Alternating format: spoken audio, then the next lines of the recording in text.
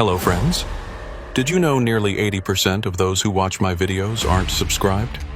If you enjoy these stories, please hit that subscribe button and leave a like. It really helps. Thank you for being here. By the way, where are you watching from? Let me know in the comments. The first rule of winter hauling across North Dakota is simple. Respect the whiteout. The second rule is just as clear. When I-94 closes, you don't argue. You find a place to wait it out, chain up if you're lucky enough to catch the warning early, or you pull into the nearest town and sit tight until the highway patrol gives the all clear. But there's a third rule, one nobody writes down, one you learn only after you've spent enough years behind the wheel in the upper Midwest. When the wind starts screaming across the prairie and the snow turns horizontal, you trust your gut more than your GPS, more than dispatch, more than the optimistic forecast some meteorologist read off a screen in Fargo. I'm Stellan Kirkeby. I've been running freight for 19 years, most of it across the northern tier states. I've hauled everything from refrigerated pharmaceutical loads to dry goods, from oversized machinery to time-sensitive auto parts. I know the difference between a system that'll dust the roads with an inch of powder and a prairie blizzard that'll bury your rig in under an hour. That February night in 2019, I thought I knew which one was coming. I was wrong. The load was standard, nothing unusual. 42,000 pounds of packaged consumer goods out of Bismarck, bound for Minneapolis. The route was I-94 East, the same corridor I'd driven hundreds of times.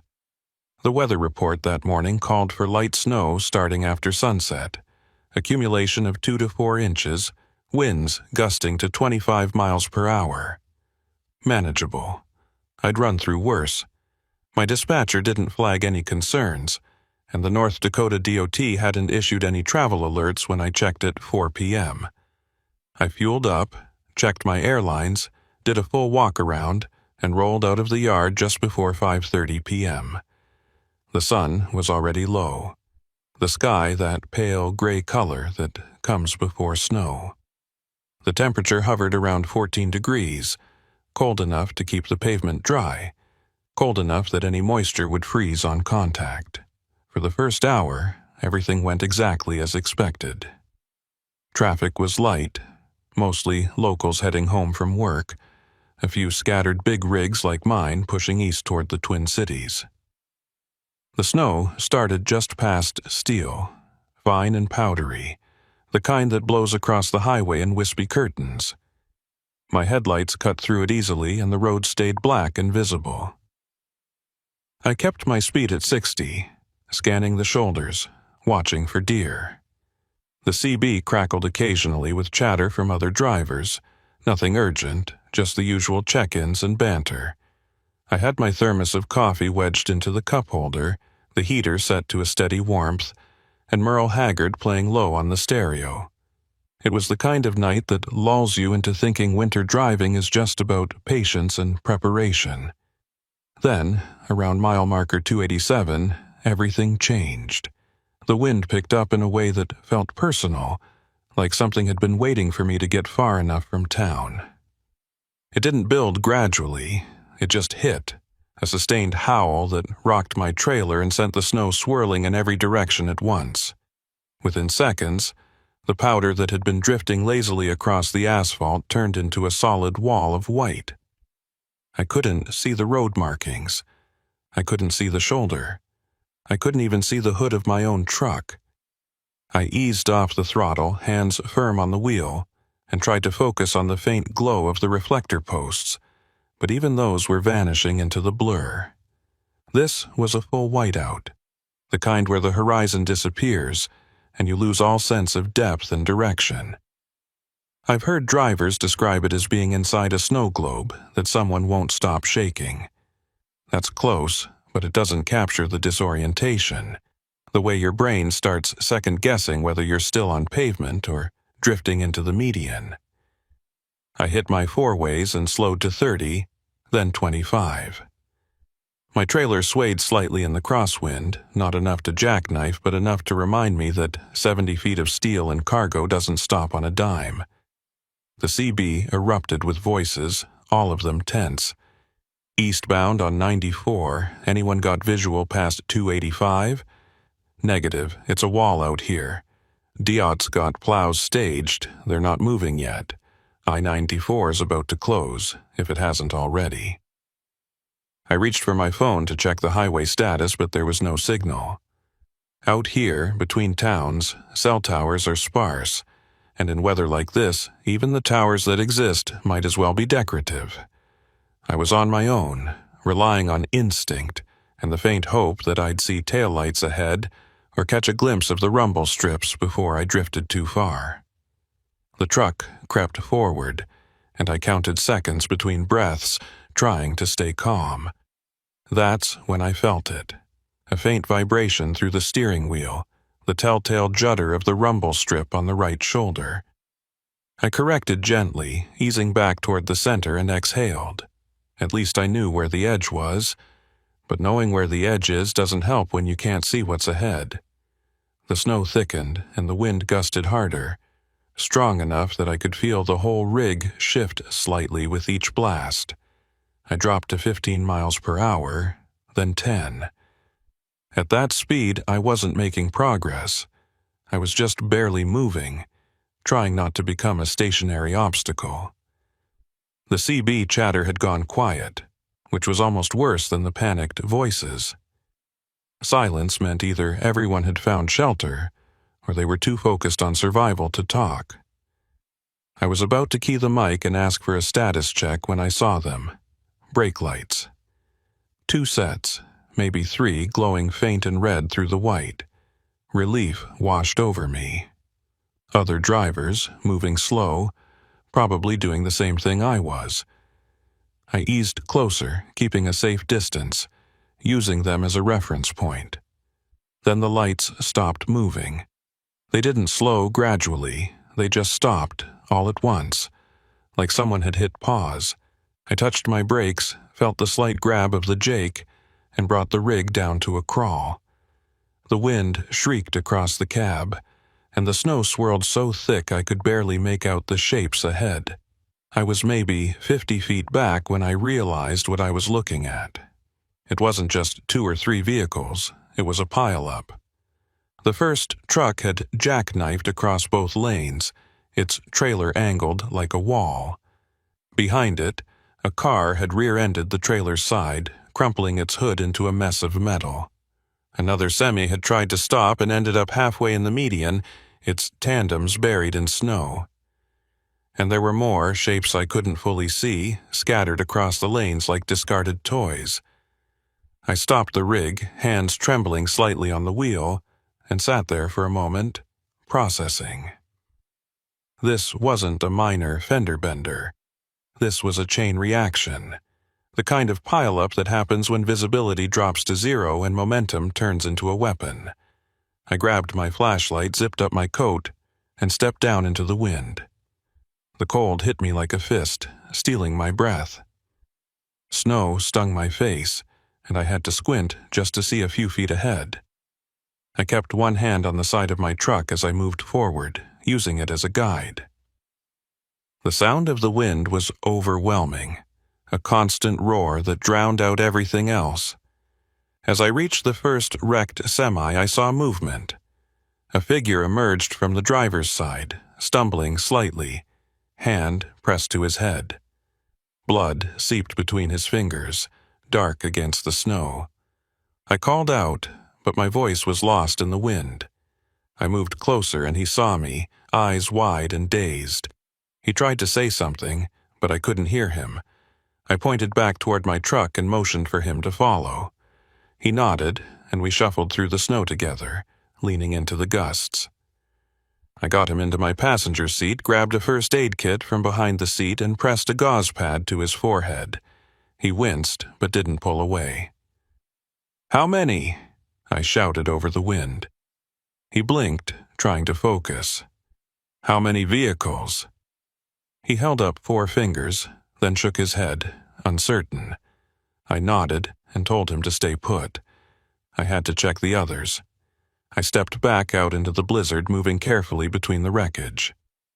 The second semi was empty. Driver's door open. Snow already piling inside the cab. The car with the crumpled hood had a woman in the driver's seat. Conscious but shaken, I helped her out, guided her back to my truck, and told her to sit tight. The wind was relentless and the cold was starting to seep through my coat. My fingers were numb and my face felt raw. That's when I saw the third semi. It was angled across the median, half hidden by the snow, and something about it felt wrong. The trailer doors were slightly ajar, not wide open, just enough to let the wind rattle them. I approached slowly, flashlight cutting through the white. The air smelled wrong, a faint chemical tang that didn't belong in a blizzard. I pulled one of the doors open wider and shone the light inside. Wooden crates, unmarked, packed tight and secured with heavy straps. No logos, no shipping labels, nothing that indicated what they contained. Just plain wood and the smell of diesel and something else, something acrid and sharp. I stepped back, uneasy. This wasn't standard freight. Standard freight has paperwork, bills of lading, manifests. This looked like someone had gone out of their way to keep it anonymous. I closed the door and turned to head back to my truck when I heard a voice behind me, low and rough. "You didn't see that." I spun around, flashlight raised. A man stood a few feet away, barely visible through the snow. He was tall, broad-shouldered, wearing a heavy coat and a cap pulled low.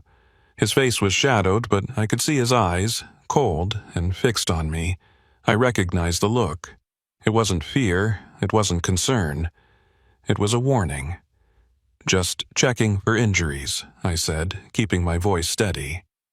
He didn't move. "No injuries here. Move along." I nodded slowly, not breaking eye contact, and started to back away. He watched me the entire time, unmoving, a statue in the storm. I turned and walked quickly back to my truck, heart pounding. The injured driver and the woman were still inside, huddled together for warmth. I climbed in, shut the door, and locked it. The wind rocked the cab, and the snow piled against the windshield. I grabbed the CB mic, hands shaking, and keyed it. "Any state patrol on I-94 near mile 287? We've got a multi-vehicle pileup, injuries, need assistance." Static. Then a voice, faint and breaking up. "Copy that, eastbound. Units are staged waiting for visibility. Sit tight. Do not leave your vehicle." I set the mic down and stared out at the white void. The man was still out there, somewhere in the snow, guarding whatever was in that trailer. And I had just made myself a witness to something I wasn't supposed to see. The wind didn't let up. If anything, it got worse, hammering the side of my truck in waves that made the whole cab shudder. I sat there with the engine idling, the heater blasting, and two strangers pressed against me in a space meant for one. The injured driver had stopped bleeding, but his eyes were glazed, unfocused. The woman from the car kept glancing toward the windshield, watching the snow pile up against the glass like we were being buried alive. Nobody spoke. The only sounds were the howl of the blizzard outside and the steady rumble of the diesel engine beneath us. I kept my hand near the CB mic, waiting for another transmission from the state patrol, but all I got was static and the occasional fragment of a voice too broken to understand. The visibility was zero. I couldn't see the hood ornament on my own truck, let alone the wreckage scattered across the highway behind us. For all I knew, more vehicles were piling in, drivers thinking they could push through, not realizing they were driving straight into a wall of steel and snow. The thought made my stomach turn.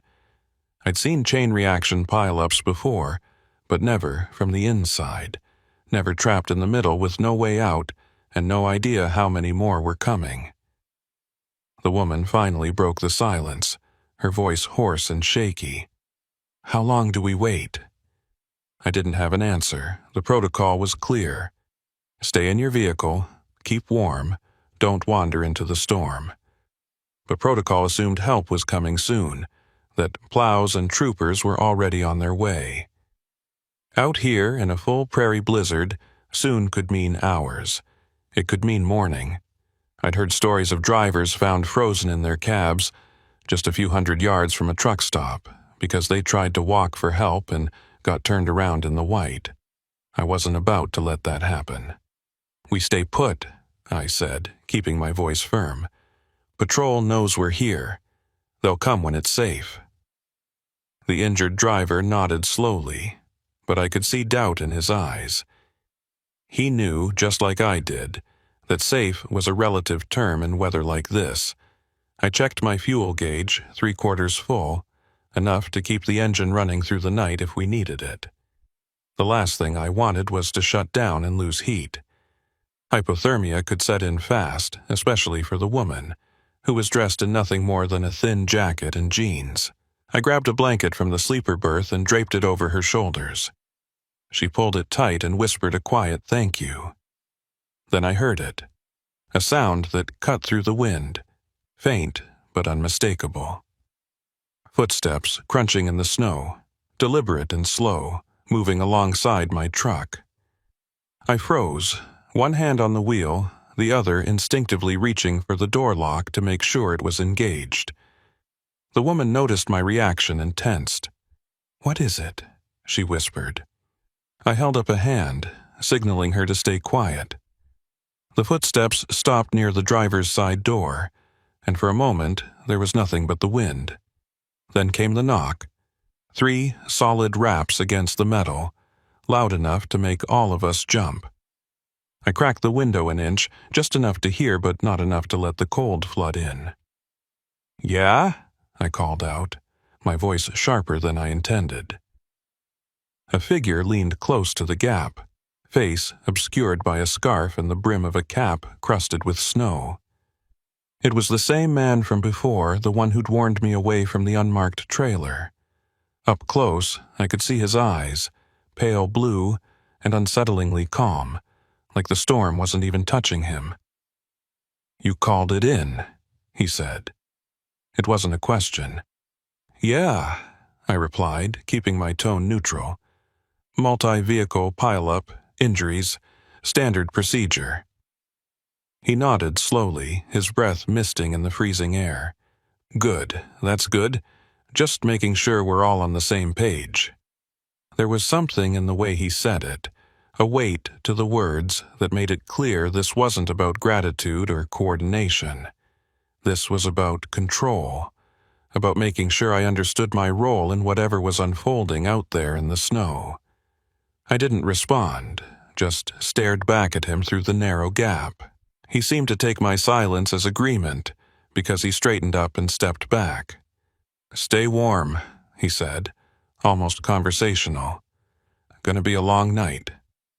Then he was gone, swallowed by the white. I closed the window and sat back, heart pounding in my chest. The woman looked at me, eyes wide with fear. "Who was that?" I shook my head.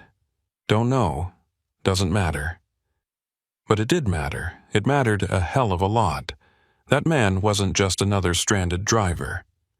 He was watching, making sure I didn't step out of line, didn't ask the wrong questions or make the wrong call.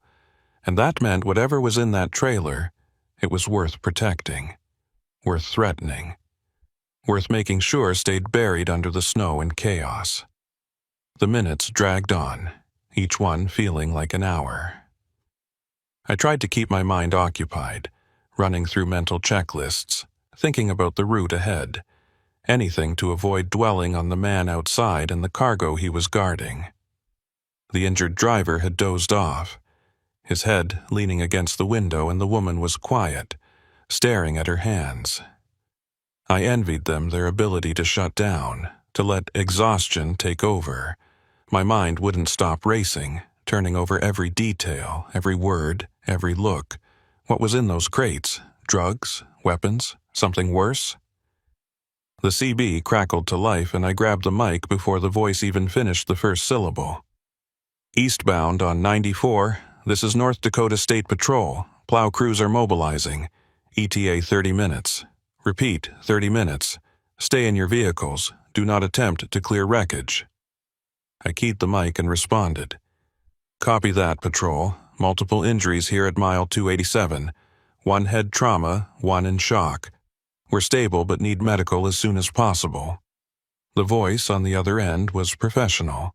Clipped. Understood. Ambulance will follow the plows. Sit tight. The transmission ended, and I set the mic down, letting out a breath I didn't realize I'd been holding. 30 minutes, that was manageable. I could keep everyone warm for 30 minutes. I could keep my mouth shut for 30 minutes. But even as I thought it, I knew it wasn't that simple. The man outside wasn't going to just disappear when the plows arrived. He'd be there, blending in with the other drivers, making sure his cargo stayed intact and his secrets stayed buried. And if I said anything, if I so much as hinted at what I'd seen, he'd know. He'd make sure I regretted it. The woman stirred, pulling the blanket tighter. You think they'll really get here in 30 minutes? She asked, her voice small and uncertain. I nodded, more to reassure her than because I believed it. They will. Patrol doesn't make promises they can't keep. It was a lie, and we both knew it. Out here, in the kind of storm that could bury a semi in an hour, promises were just words. But sometimes words were all you had. The wind shifted, and I caught a glimpse of movement through the snow, shapes moving near the wrecked vehicles. At first, I thought it was the man again, making another round to ensure his dominance over the scene. But then I saw more figures, 3, maybe 4, moving with purpose, not the aimless wandering of stranded drivers. They were organized, coordinated, working together. I squinted, trying to make out details through the blizzard, but it was impossible. All I could see were silhouettes, dark against the white, clustered around the unmarked trailer. I reached for the CB again, intending to report what I was seeing, but hesitated. What would I even say? There are people near a trailer. That wasn't a crime. That wasn't even suspicious. Not on the surface. But my gut told me it was wrong. Everything about this was wrong. The unmarked crates, the warning, the figures moving in the storm like they knew exactly what they were doing. I set the mic down and watched, feeling helpless and exposed. Then the lights came. Faint at first, just a glow diffused through the snow, but growing stronger, right ahead and blue, the unmistakable pulse of emergency vehicles. The plow was out front, a massive beast of a machine with a blade wide enough to clear both lanes, its amber strobes cutting through the white. Behind it, I could make out the shapes of patrol cars and what looked like a fire truck, all moving in a slow, deliberate convoy. Relief flooded through me, so strong it was almost painful. The plow stopped about 100 yards back, its lights illuminating the wreckage in harsh, flickering detail. Troopers stepped out, bundled against the cold, flashlights sweeping across the scene. I saw one of them approach the jackknifed semi, another heading toward the car with the crumpled hood. A third trooper walked toward my truck, and I rolled down the window as he approached. He was older, weathered face, partially hidden by a thick scarf, but his eyes were sharp and assessing. You the one who called it in? He asked, his voice muffled by the wind. Yeah, I said. Stellan Kirk Gaby. Got 2 people with me, one with a head injury, one in shock. There's more out there, but I couldn't get to all of them. He nodded, making a note on a small pad he pulled from his coat. Ambulance is coming up now. We'll get them sorted. You see how it started? I hesitated, the man's warning echoing in my mind. Whiteout, I said carefully. First truck jackknifed, rest piled in. Couldn't see 5 feet ahead. It was the truth, just not all of it. The trooper studied me for a moment, and I wondered if he could sense I was holding back. But he just nodded again and turned to wave over a pair of paramedics. They got the injured driver out first, strapping him to a gurney and loading him into the back of the ambulance with practiced efficiency. The woman went next, and I handed her the blanket as she climbed down, telling her to keep it. She looked back at me, and for a second I saw gratitude mixed with something else. Fear, maybe. Or recognition that we'd both survived something that could have gone very differently. Then she was gone, and I was alone again. I stepped down from the cab, my legs stiff from sitting, and did a slow walk around the rig. The snow was already piling up against the tires, and I knew I'd need to clear it before I could move. But first, I needed to see. I needed to confirm what I'd glimpsed through the storm.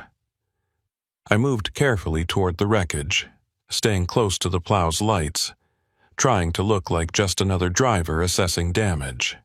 The unmarked trailer was still there, doors closed now. No sign of the figures I'd seen earlier. A trooper was standing near it, talking into his radio, his back to me. I got close enough to see the trailer's plate, memorizing the number out of habit more than any real plan. Then I heard a voice behind me, low and familiar. "You're persistent, I'll give you that." I turned slowly. The man was back, standing just outside the ring of light, his face still obscured, but I could feel his eyes on me, cold and calculating. "Just checking my rig," I said evenly, "making sure I can roll when they clear the road." He stepped closer, and I caught a better look at him now. Tall, broad-shouldered, with a jawline that looked like it had been chiseled from the same stone as the Badlands. There was a scar running along his left cheek, barely visible under the shadow of his cap. "Smart," he said, his tone almost friendly. "Real smart to keep your head down, do your job, and not ask questions." It was a threat wrapped in a compliment, and we both knew it. I nodded, not trusting myself to speak. He held my gaze for a long moment, then turned and walked away, disappearing into the cluster of emergency vehicles like he'd never been there at all. I stood there, snow swirling around me, and realized I was shaking. Not from the cold, from the understanding that I'd just been marked, identified as someone who'd seen too much and needed to be managed. I returned to my truck and climbed inside, locking the door behind me. The paramedics were loading the last of the injured into ambulances, and the wrecker trucks were starting to arrive, their crews already assessing which vehicles could be moved and which needed to be cut apart. The plow had cleared a single lane, and a trooper was directing the few unscathed vehicles through, one at a time. I'd be next, or close to it. I just needed to keep quiet, nod when spoken to, and get the hell out of here. But as I sat there, engine idling, watching the controlled chaos outside, I couldn't shake the image of those unmarked crates. Couldn't stop thinking about the man and his warnings. Couldn't ignore the fact that I was now part of something, whether I wanted to be or not. And the worst part? I had no idea who to trust. The patrol was here, doing their job. But what if some of them were part of it too? What if the whole thing was bigger than a single trailer and a single storm? The knock on my window made me jump. I turned to see a trooper, different from the first, younger, with a clean-shaven face and eyes that hadn't yet learned to hide their concern. I rolled down the window. "Stellan Kirkeby?" he asked. I nodded. "Yeah, that's me." He glanced at a clipboard in his hand. "You're clear to go. Take it slow. Road's still rough. Stay in the cleared lane and don't stop until you hit the next truck plaza." I thanked him and started to roll up the window, but he stopped me. "Hey," he said, his voice quieter now. "You see anything unusual out here? Anything that didn't sit right?" I froze, the question hanging between us like a trap I wasn't sure how to avoid. His eyes were earnest, searching, and I realized he wasn't asking out of curiosity. He was asking because he suspected something too, but trusting him meant risking everything. If he was clean, maybe I'd get help. If he wasn't, I'd be signing my own death warrant. I made my choice. Just a bad wreck, I said, my voice steady. Whiteout, zero visibility. People did what they could. He held my gaze for a moment longer, then nodded slowly, disappointment flickering across his face. Right. Drive safe. He stepped back, and I rolled up the window. I put the truck in gear and eased forward, following the trail the plow had carved through the snow. The wreckage fell away behind me, swallowed by the storm, and I focused on the road ahead. But I couldn't stop thinking about the young trooper's question, the way he'd looked at me like he was hoping I'd be brave enough to speak up. Maybe he was one of the good ones. Maybe he could have helped. Or maybe I'd just saved my own life by keeping my mouth shut. Either way, I was rolling now, putting miles between me and the pileup, between me and the man with the scar and the unmarked trailer. But I knew, deep down, that this wasn't over. Not by a long shot. The cleared lane was narrow, barely wide enough for my rig to squeeze through without the trailer tires catching the snowbank on either side.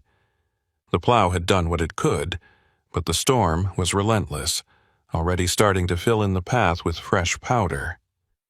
I kept my speed at 20, maybe 25, eyes locked on the reflector posts that marked the edge of the pavement. The wind buffeted the trailer, making it sway just enough to keep my knuckles white on the wheel. Every few seconds I'd check the mirrors, half expecting to see headlights following me, but there was nothing except the swirling white void. The next truck plaza was supposed to be 30 miles east, a Flying J, just past Valley City. 30 miles felt like 300 in conditions like this. I counted mile markers when I could see them, watching the numbers creep up with agonizing slowness. My mind kept circling back to the pileup, to the unmarked trailer, to the man with the scar and his calm, measured threats. I tried to rationalize it, tried to tell myself it wasn't my problem, that I'd done what I was supposed to do by calling it in and staying safe.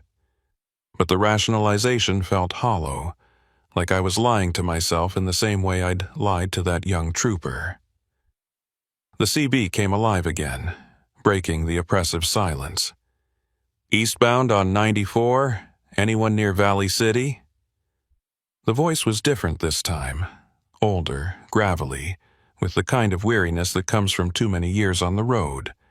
I hesitated, then keyed the mic. This is eastbound, about 15 miles out. Roads are rough but passable, you in the area. A pause, then the voice came back. Yeah, sitting at the Flying J. Got word there was a pileup back west. You come through that? I considered my answer carefully. Yeah, came through it. Multi-vehicle, whiteout conditions.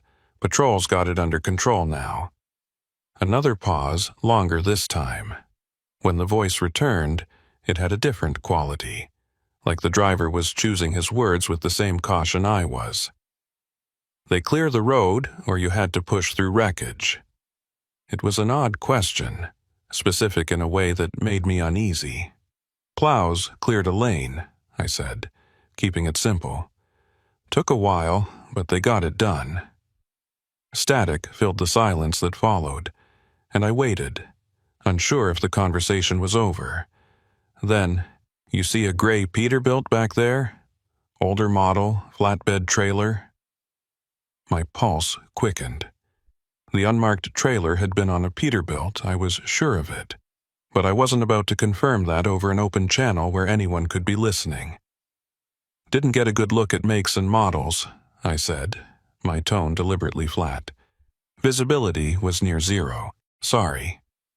The static returned, and this time it stayed. Whoever had been asking wasn't interested in small talk. They'd been fishing for information, trying to figure out if their cargo or their operation had been compromised. And I'd just told them, in so many words, that I wasn't talking. I set the mic down and flexed my fingers, realizing how tightly I'd been gripping it. The question confirmed what I'd already suspected. This wasn't just about one trailer or one storm. There were more people involved, more layers to whatever was being moved across I-94 under the cover of a blizzard. The lights of the Flying J appeared like a beacon through the snow, the tall sign glowing orange and white against the darkness. I'd never been so relieved to see a truck stop in my life. The lot was maybe half full, rigs parked in haphazard rows, drivers who'd had the sense to pull off before the worst of the storm hit. I found a spot near the back, away from the fuel islands, and backed in carefully. The moment I set the brakes and killed the engine, exhaustion hit me like a physical weight. My shoulders ached, my hands were stiff, and my eyes burned from staring into the snow for hours. But I couldn't rest yet. I needed to think, needed to figure out my next move. I grabbed my phone, hoping for a signal, and was rewarded with 2 bars. It wasn't much, but it was enough. I pulled up the browser and typed in the trailer plate number I'd memorized, not expecting much, but needing to try.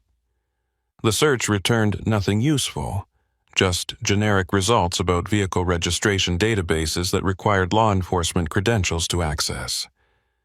I switched tactics and searched for recent news about I-94, looking for any reports of the pileup or unusual cargo seizures. Nothing. It was too soon, and if the people involved had any say in it, there might never be a report. I climbed down from the cab, my boots crunching in the snow, and made my way toward the main building.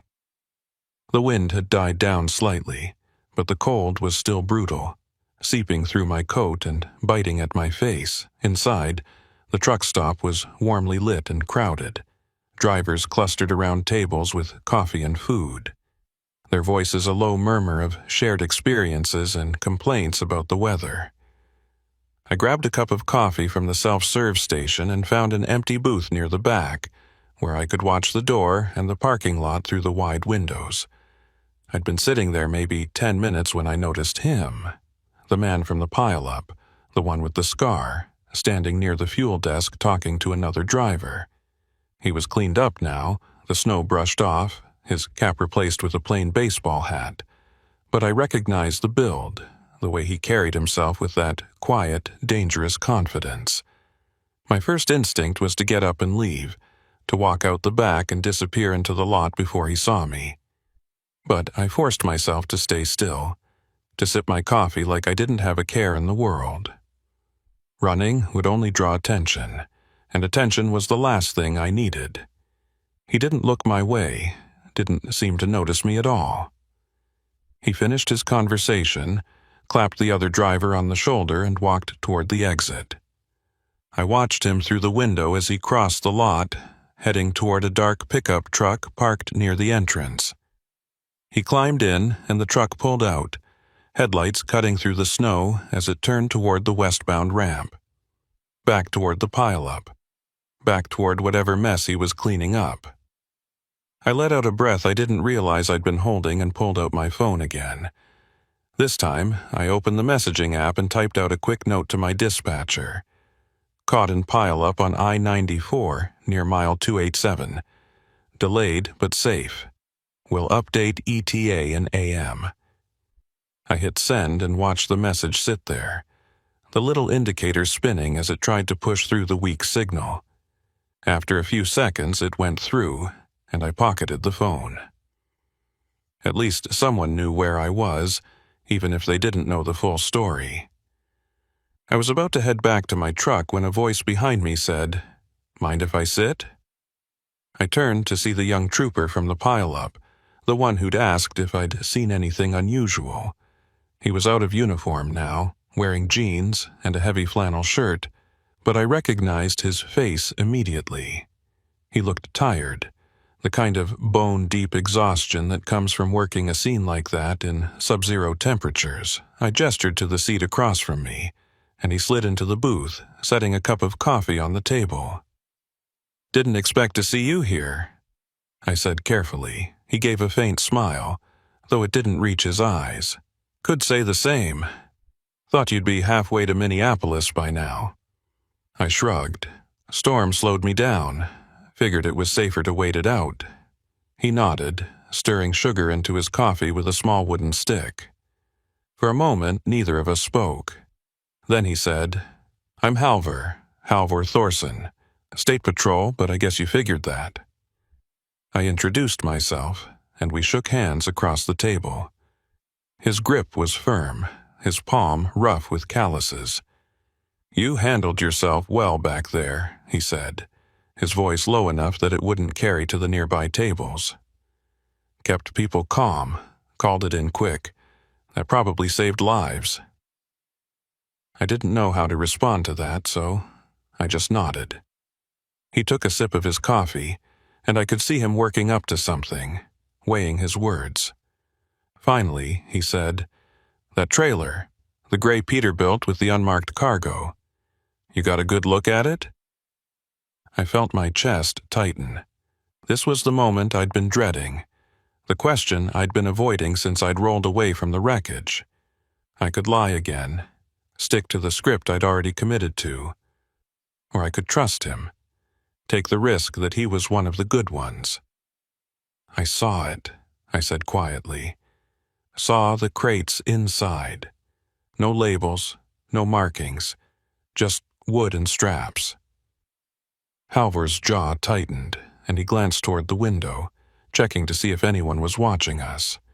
"You talk to anyone about it? Call it in?" I shook my head.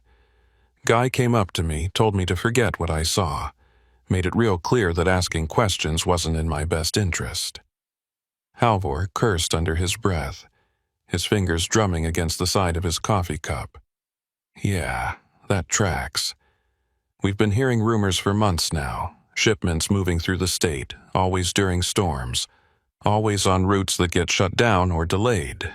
By the time we get there, the cargo's clean or it's gone." "You think tonight was part of it?" I asked. He nodded. "I know it was. That pileup, it wasn't an accident. Someone staged it, used the whiteout as cover to move something they didn't want seen. And when things went sideways, they adapted. Got their people in place, made sure the right trailer disappeared before anyone could inspect it too closely." I felt a chill that had nothing to do with the weather. "You're saying they caused the pileup on purpose?" Halvor leaned back, rubbing his eyes. "Not directly, but they knew the storm was coming, knew the roads would be a mess. They probably had a rig ready to jackknife, create a bottleneck. Then they move their cargo through while everyone's distracted." "That's insane," I said, though even as I said it, I knew it wasn't. I'd seen the organization, the coordination, the way that man had moved through the chaos like he owned it. "Insane, maybe," Halvor said, "but effective. And we can't prove a damn thing. No plates, no manifests, no witnesses willing to talk." He looked at me pointedly when he said that last part, and I felt the weight of it. I was a witness. I'd seen the crates, talked to the man, memorized the plate number. But being a witness meant painting a target on my back, and I had no illusions about what that would mean. "What do you want from me?" I asked. Halvor sighed. "Honestly, I don't know. I can't protect you. Not officially. If you go on record, if you testify, they'll know. And these people, they're not the kind who let loose ends walk away." He paused, then added, "But if you're willing to share what you know, off the record, it might help us build a case. Connect some dots." I considered it, turning the idea over in my mind. Off the record meant no protection, no guarantees. It meant trusting that Halvor was who he said he was, that he wasn't part of the network himself. But it also meant maybe, just maybe, doing the right thing. "The plate number," I said finally. "I got it memorized. You want it?" Halvor pulled out a small notepad and a pen, sliding them across the table. I wrote down the number, my handwriting shaky from adrenaline and cold. He took the notepad back, glanced at it, and tucked it into his shirt pocket. "This helps," he said. "More than you know." I wanted to ask what he'd do with it, how he'd use it without exposing me, but I didn't. Some things were better left unasked. We sat in silence for a few more minutes, finishing our coffee. Then Halvor stood, zipping up his coat. "You should get some rest. Roads will be clear in the morning, and you'll want to be gone before anyone starts asking questions." I nodded, standing as well. "What about you?" He gave a grim smile. "I've got a long shift ahead, lots of reports to file, lots of details to forget." It was his way of saying he'd keep me out of it, at least as much as he could. I appreciated it, even if I didn't fully believe it would be enough. As he turned to leave, I called out, "Halvor!" He stopped, looking back. "Be careful," I said. "If they're as organized as you say, they're watching everyone, including you." He nodded slowly. "I know, but someone's got to push back, even if it's just small steps." Then he was gone, disappearing into the cold night, and I was alone again with the weight of what I'd just done. I returned to my truck, climbed into the sleeper berth, and lay there staring at the ceiling. Sleep didn't come easy. Every sound outside, footsteps, engines starting, the scrape of a snow shovel made me tense. I kept replaying the conversation with Halvor, wondering if I'd made the right choice, wondering if I'd just signed my own death warrant by giving him that plate number. But part of me, the part that still believed in doing the right thing even when it was dangerous, felt a strange sense of relief. Hours passed, and the storm outside began to ease.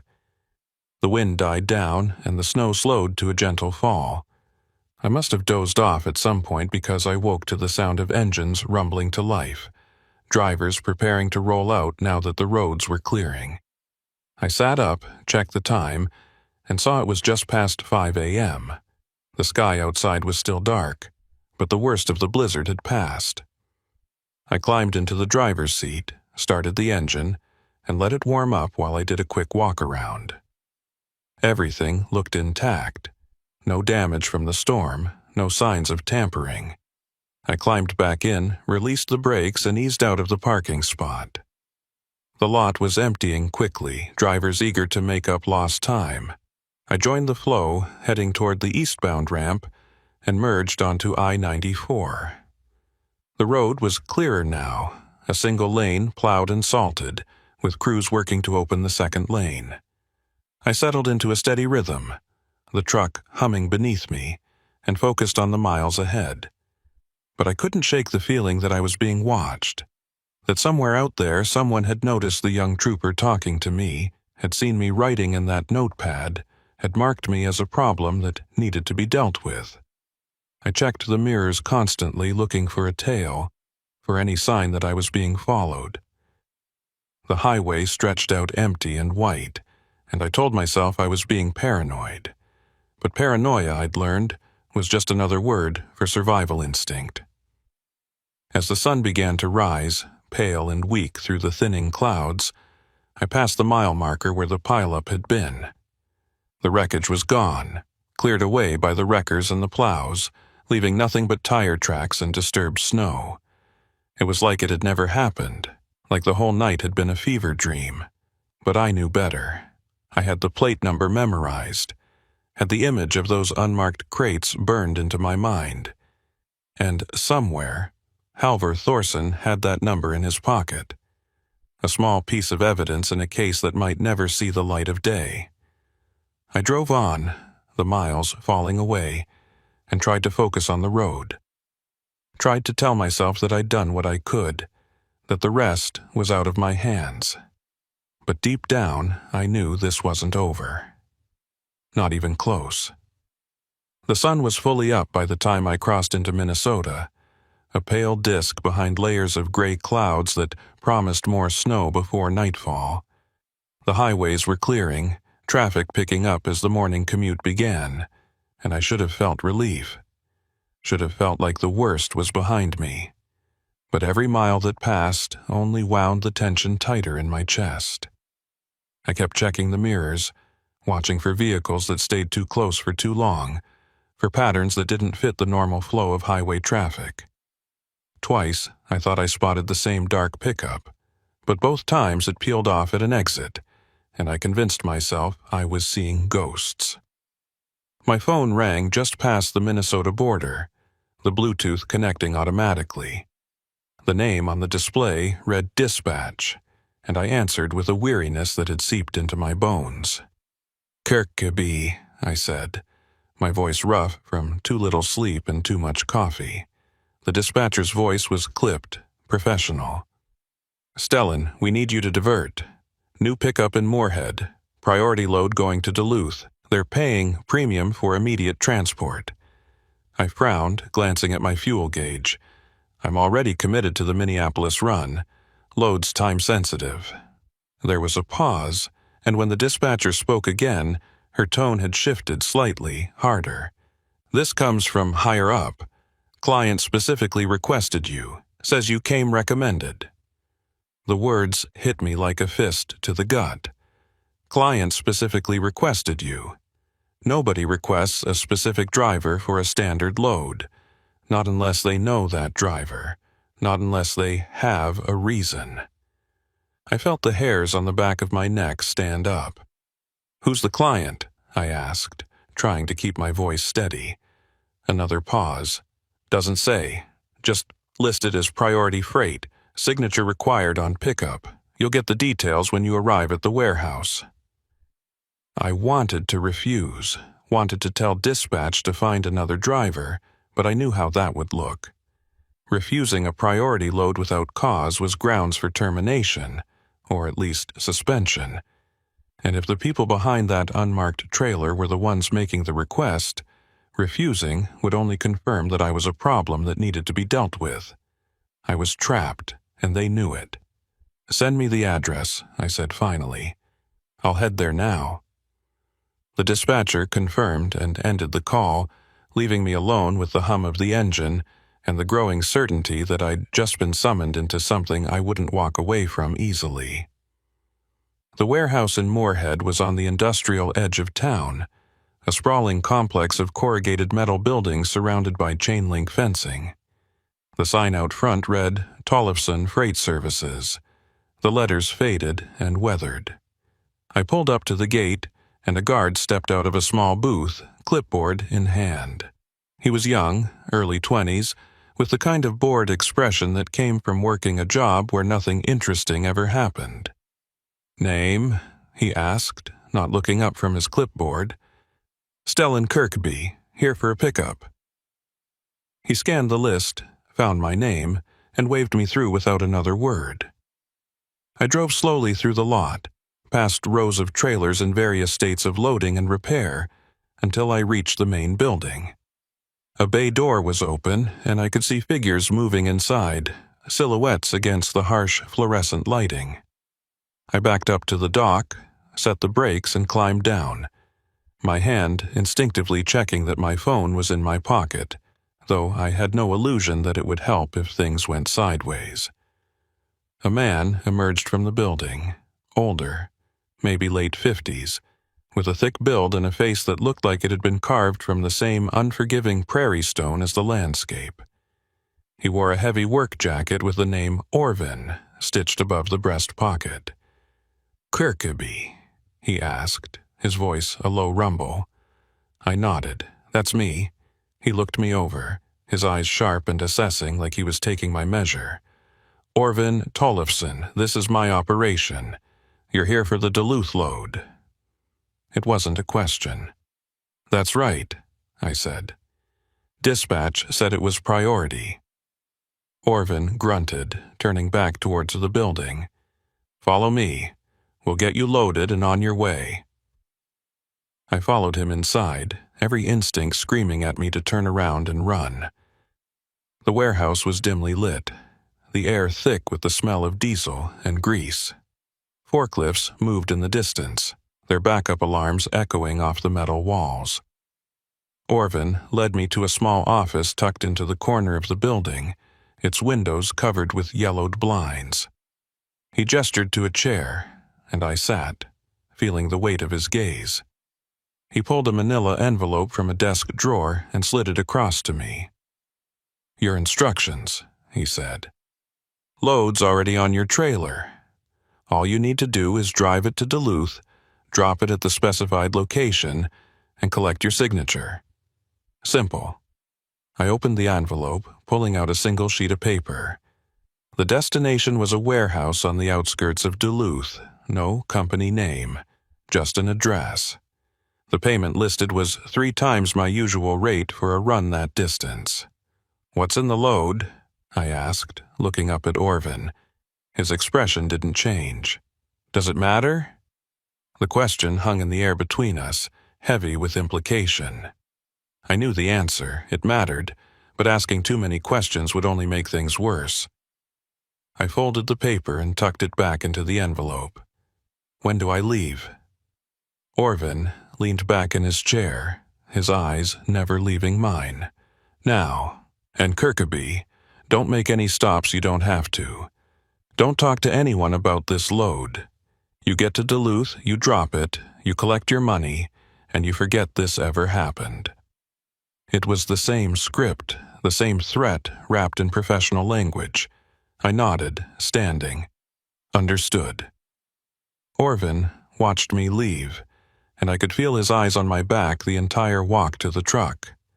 I climbed into the cab, started the engine, and pulled away from the dock, my heart pounding. As I drove through the gate and back onto the main road, I glanced in the mirror and saw Orvin standing in the warehouse doorway, phone pressed to his ear. He was making a call, and I had no doubt it was about me. The drive to Duluth should have taken just under 4 hours, but I was making it in a fog of paranoia and dread. I didn't know what was in the trailer, and I didn't want to know. Part of me considered pulling over, opening the doors, and seeing for myself, but I knew that would be a mistake. If I looked, I became a liability. If I stayed ignorant, I was just a driver doing his job. It was a thin line, and I was walking it with no safety net. The highway stretched out ahead, the landscape a blur of white fields and skeletal trees. I passed through small towns, their main streets quiet and empty in the midday cold, and tried to focus on the mechanics of driving, on the simple task of keeping the truck between the lines, but my mind wouldn't let go. I kept thinking about the pileup, about the unmarked trailer and the man with the scar. I thought about Halvor Thorson and the plate number I'd given him, about whether he'd been able to do anything with it, or if it had just disappeared into the bureaucratic void. And I thought about what would happen when I reached Duluth, when I handed over this load and walked away. Would they let me walk away? Or was this delivery just a way to tie up a loose end, to make sure the witness who'd seen too much never had the chance to talk? I was about an hour outside Duluth when I saw the truck stop ahead, a small place with just a few pumps and a diner attached. I wasn't low on fuel, didn't need a break, but something made me signal and pull off the highway. Maybe it was instinct, or maybe it was the part of me that still believed in making my own choices, even small ones. I parked away from the other vehicles and sat there for a moment, engine idling, trying to decide what to do. Then I saw it, a state patrol car parked near the diner, its occupant visible through the window, sipping coffee. I don't know what made me do it. Maybe desperation, maybe a last shred of hope that someone could help. I climbed down from the cab and walked toward the diner, the cold biting at my face. Inside, the trooper looked up as I entered, and I recognized him immediately. It was Halvor Thorson. For a moment, we just stared at each other, both of us processing the impossibility of the coincidence. Then he gestured to the seat across from him, and I sat, my hands shaking slightly as I pulled off my gloves. "What are you doing here?" I asked, my voice low. Halvor glanced around the diner, making sure we weren't being overheard. "Could ask you the same thing. Thought you'd be in Minneapolis by now." I shook my head. "Got diverted. New load, Moorhead to Duluth. They requested me specifically." His jaw tightened, and I saw the realization dawn in his eyes. Tollefson Freight? I nodded. How'd you know? Halver leaned back, rubbing his face. Because I've been tracking them. That plate number you gave me? It's registered to Tollefson, or at least it was until it disappeared from the system 2 days ago. Orvin Tollefson runs a network, moves contraband across state lines using legitimate freight as cover. We've been building a case for months. And you didn't think to warn me?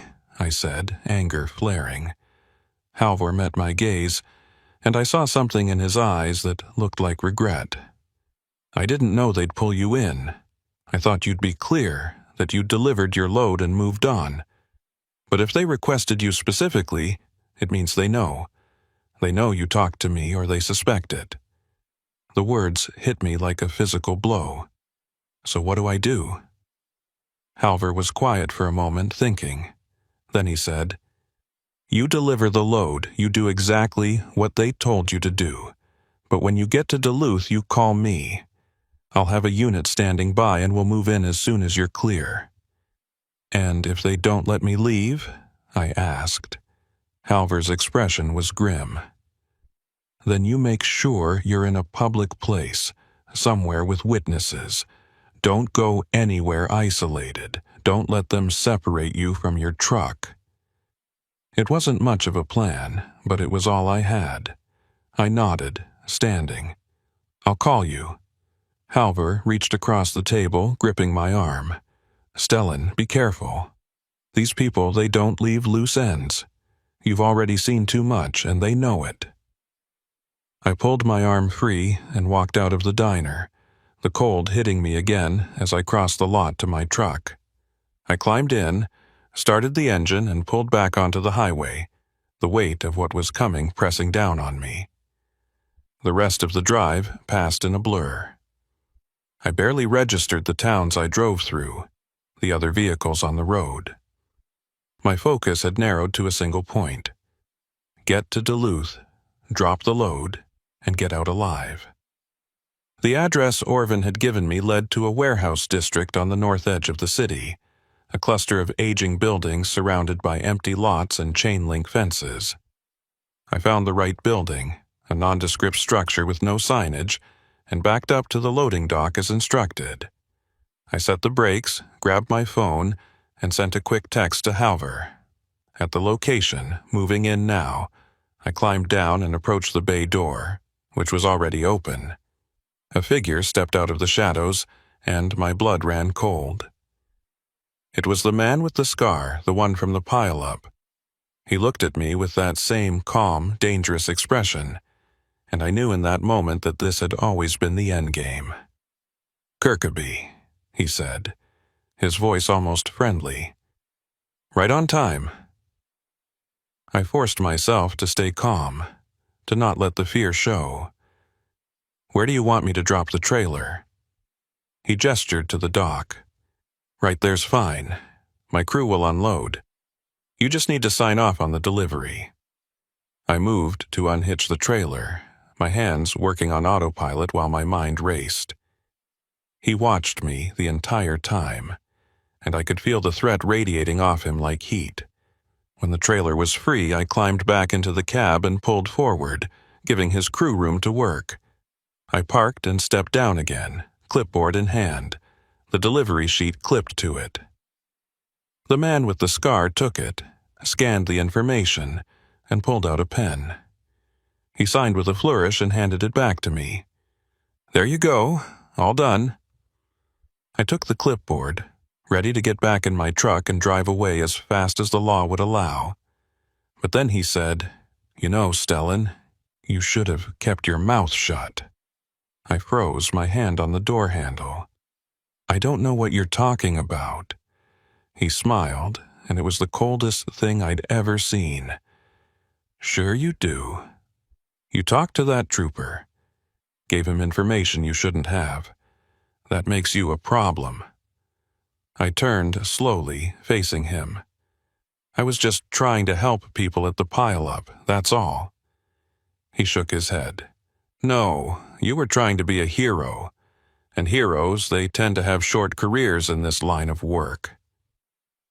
I saw the movement out of the corner of my eye, another figure emerging from the warehouse, and I knew I was out of time. I did the only thing I could think of. I yanked open the cab door, threw myself inside, and hit the locks. The engine was still running, and I jammed it into gear, tires spinning on the icy pavement as I floored it. I heard shouting behind me, saw the man with the scar running toward a vehicle, but I didn't look back. I just drove, blowing through a stop sign and hitting the main road at speed. My phone rang, and I answered without looking. "Halvor, they made me. They know I talked. I'm heading south on—" The line went dead. I glanced at the screen and saw no signal. I cursed, tossing the phone onto the passenger seat and focused on driving. I needed to get to a public place, somewhere with people and lights and witnesses. I saw a gas station ahead, brightly lit, and pulled in hard, the truck skidding slightly as I stopped. I jumped out and ran inside, the clerk looking up in alarm. "Call 911, I said, breathless. "Tell them there's a trucker in distress, possible assault. Tell them to send units to the North Warehouse District."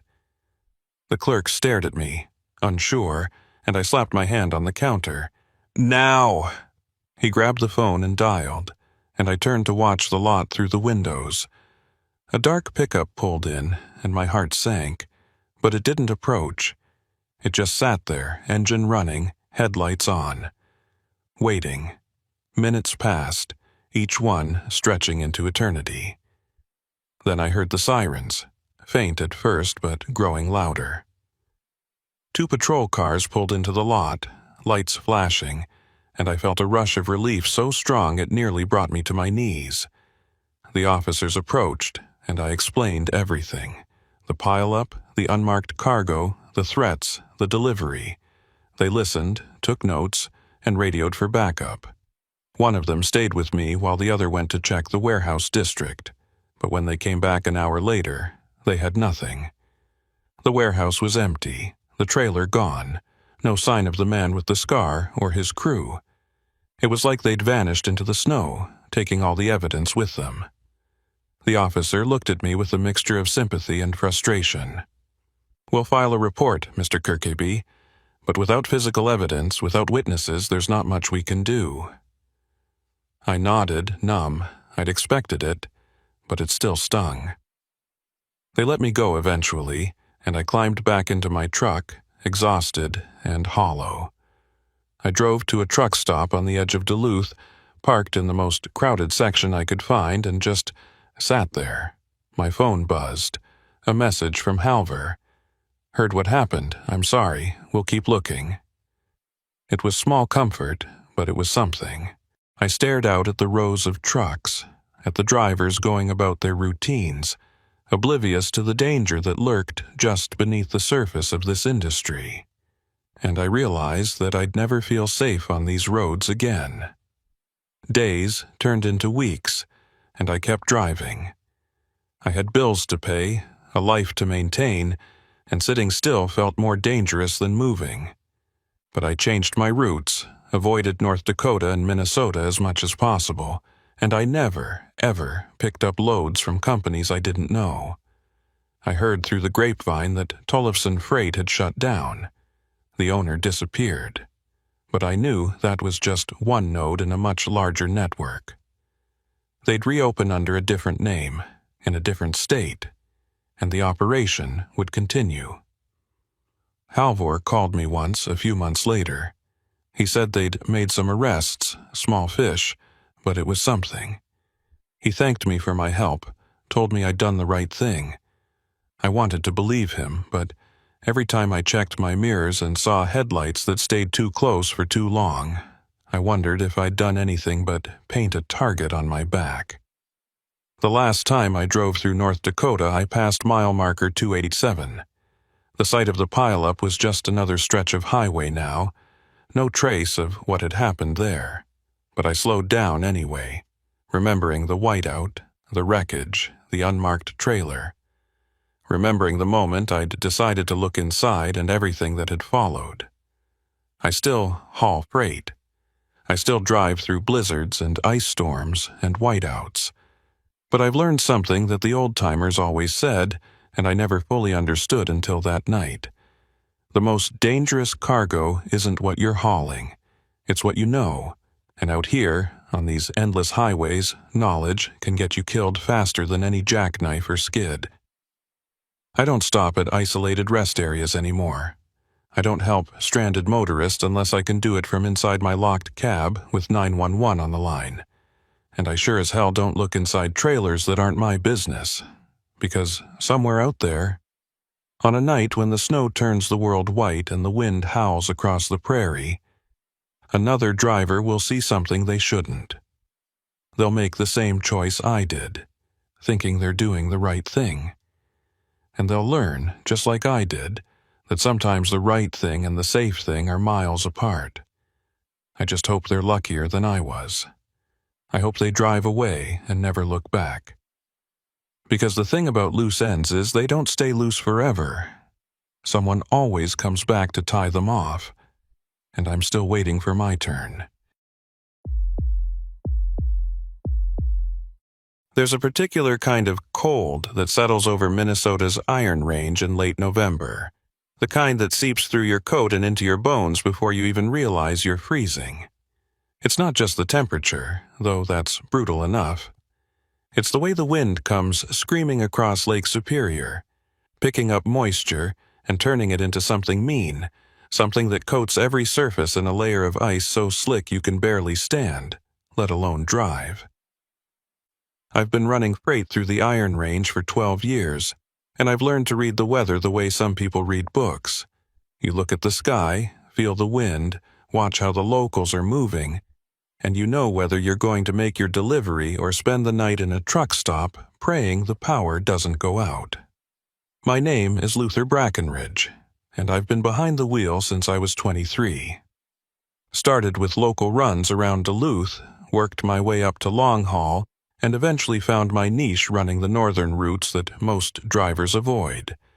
The Iron Range, the Boundary Waters, the stretches of highway where you can drive for an hour without seeing another soul. It suits me, always has. I'm not much for conversation, never have been, and the solitude of the road feels more like home than any apartment I've ever rented. But that November night in 2017, I would have given anything for company, for another set of headlights in my mirror, for the crackle of a CB voice telling me I wasn't alone. The load was routine, at least on paper.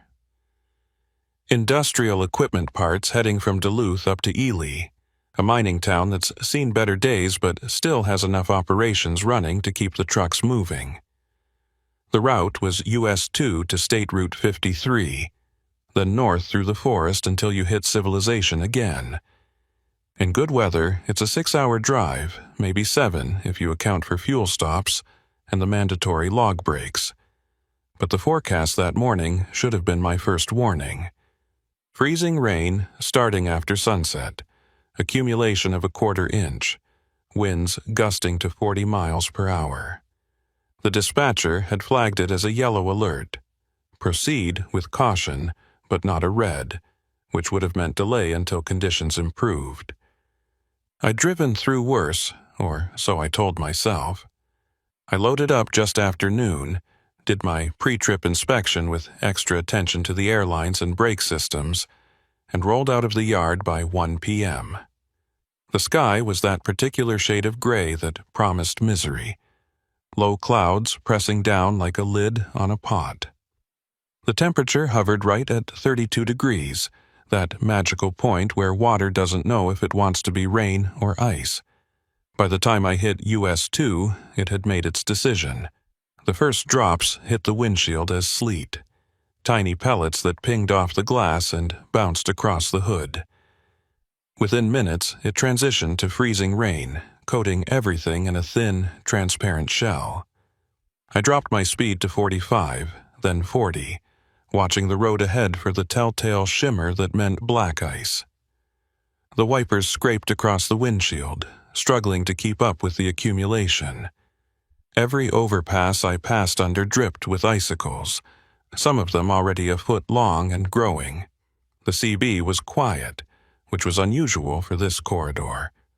Normally, you'd hear the ore haulers, the guys running between the mines and the processing plants, checking in with each other about road conditions and where the plows were staged.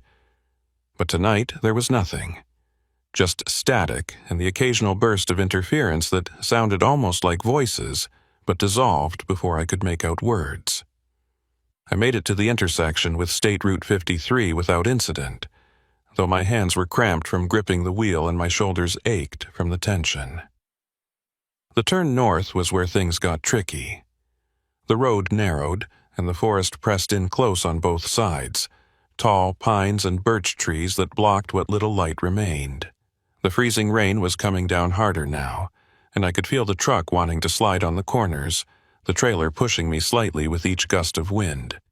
I engaged the Jake brake carefully, not wanting to lock up the wheels, and kept my speed down to 30. It was going to be a long night. About 20 miles north of the intersection, I saw the first sign of trouble. A pair of hazard lights blinking weakly through the freezing rain, barely visible until I was almost on top of them. I slowed even further, easing the truck to a crawl as I approached.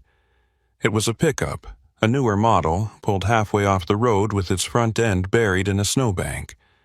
The driver's door was open and I could see a figure hunched over the wheel, not moving. I stopped the truck, set the brakes, and grabbed my flashlight. Protocol says you don't stop for stranded motorists in conditions like this, not unless you can do it safely, and not unless you know what you're getting into. But something about the stillness of that figure made me uneasy. I climbed down carefully, the soles of my boots immediately slipping on the ice-coated pavement. I caught myself on the grab handle and moved slowly toward the pickup, one hand on the truck for balance. "Hey!" I called out, my voice nearly lost in the wind. "You okay?" No response. I got closer, shining the flashlight through the open door. The driver was a woman, maybe mid-40s, slumped forward with her head resting on the steering wheel. Her breath fogged the air in short, shallow bursts. She was alive, but something was wrong. I reached in and touched her shoulder gently. "Ma'am, can you hear me?" She stirred, lifting her head slightly, and I saw her eyes. Glassy, unfocused, the pupils dilated. "Cold," she mumbled, her voice thick and slurred. "So cold. Hypothermia, or close to it." Her skin was pale, almost bluish, and when I touched her hand, it was ice. I needed to get her warm, and fast. "Can you walk?" I asked. She nodded weakly, and I helped her out of the pickup, supporting her weight as we made our way back to my truck. The ice made every step a gamble, and twice I nearly went down, but I managed to get her to the passenger side and lift her into the cab. I cranked the heat up as high as it would go and grabbed a blanket from the sleeper, wrapping it around her shoulders. "What happened?" I asked, once I was sure she wasn't going to pass out. She blinked slowly, trying to focus. Hit ice. Spun out. Tried to call for help, but no signal. She held up her phone, the screen dark. Battery died. I checked my own phone and saw the same thing, no signal. We were in a dead zone, a stretch of highway where the towers were too far apart, and the terrain blocked what little coverage existed. I keyed the CB mic, hoping for a response. "This is southbound on Route 53, mile marker 142. Got a stranded motorist, possible hypothermia. Anyone out there?" Static. I tried again, adjusting the squelch, but got nothing. The woman was shivering now, a good sign that her body was trying to warm itself. I handed her my thermos of coffee, and she took it with trembling hands, sipping slowly. "Thank you," she whispered. "I thought I was going to die out there." I nodded, glancing out the windshield. The freezing rain was relentless, and the ice was building up on the mirrors and windshield faster than the defroster could keep up. We couldn't stay here, not in the middle of the highway, but moving meant risking another slide, another wreck. I was weighing my options when I saw the lights. They appeared through the trees, faint and yellowish, not the white of headlights but something softer, like lanterns or floodlights. They were off to the east, maybe a quarter-mile into the forest. I squinted, trying to make sense of it. There shouldn't be anything out there. No houses, no cabins, nothing but trees and old mining roads. "You see that?" I asked the woman. She followed my gaze and nodded. "What is it?" I didn't know, but it was the first sign of civilization I'd seen in miles, and right now, I needed help. I made a decision. "Stay here, keep warm, I'm going to check it out." She grabbed my arm, her grip surprisingly strong. "Don't leave me." I gently pried her fingers loose. "I'll be back, I promise. But if that's a work camp or a ranger station, they might have a radio, maybe even a medic. Just stay put and keep the doors locked." I climbed back down into the freezing rain, this time with my flashlight and a flare gun I kept in the emergency kit. The walk to the lights was treacherous, the forest floor coated in ice and hidden beneath a layer of slush. Branches snapped under the weight of the ice, crashing down around me with sounds like gunshots. I kept my eyes on the lights, using them as a beacon. As I got closer, I could make out shapes. Buildings, low and utilitarian, made of corrugated metal. There were 3 of them, arranged in a rough triangle around a central yard. Heavy equipment sat idle, covered in ice. A bulldozer, a backhoe, something that looked like a drill rig. This was a work site, maybe a mining survey or a logging operation. The lights were floodlights mounted on poles, running off a generator that I could hear rumbling somewhere in the background. I approached the nearest building, a long structure that looked like it might be an office or a bunkhouse, and knocked on the metal door. The sound echoed, but there was no response. I tried the handle and found it unlocked. The door swung open, and I stepped inside, shaking the ice off my coat. The interior was dim, lit by a single overhead bulb. It was warmer than outside, but not by much. The space was set up like a supply depot. Shelves lined with equipment, tools, crates of what looked like blasting caps and coils of wire. A desk sat in the corner with a 2-way radio on it, and I felt a surge of relief. I crossed to the desk and picked up the handset, but the radio was dead, the power light dark. I checked the cord and found it unplugged. I plugged it back in, and the radio crackled to life. I keyed the mic. "This is a traveler on State Route 53, requesting assistance. I have a stranded motorist with possible hypothermia. Anyone copy?" Static, then a voice, rough and irritated. "Who the hell is this? You're on a private channel." I was taken aback, but pressed on. "Sorry, didn't mean to intrude. I'm a trucker, stuck in the ice storm. Found this work site and thought I could use the radio to call for help." There was a pause.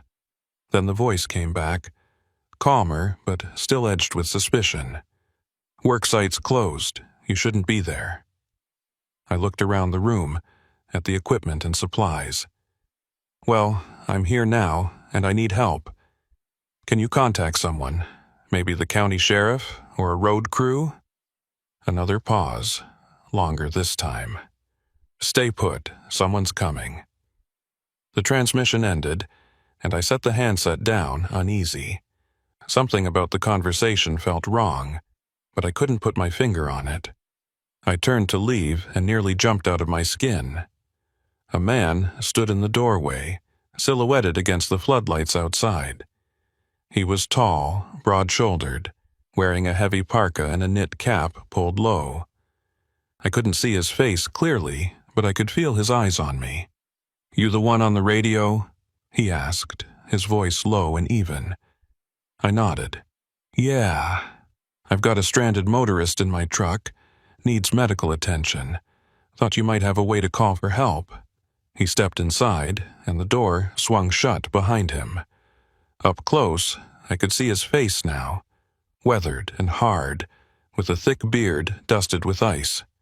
His eyes were pale, almost colorless, and they studied me with an intensity that made my skin crawl.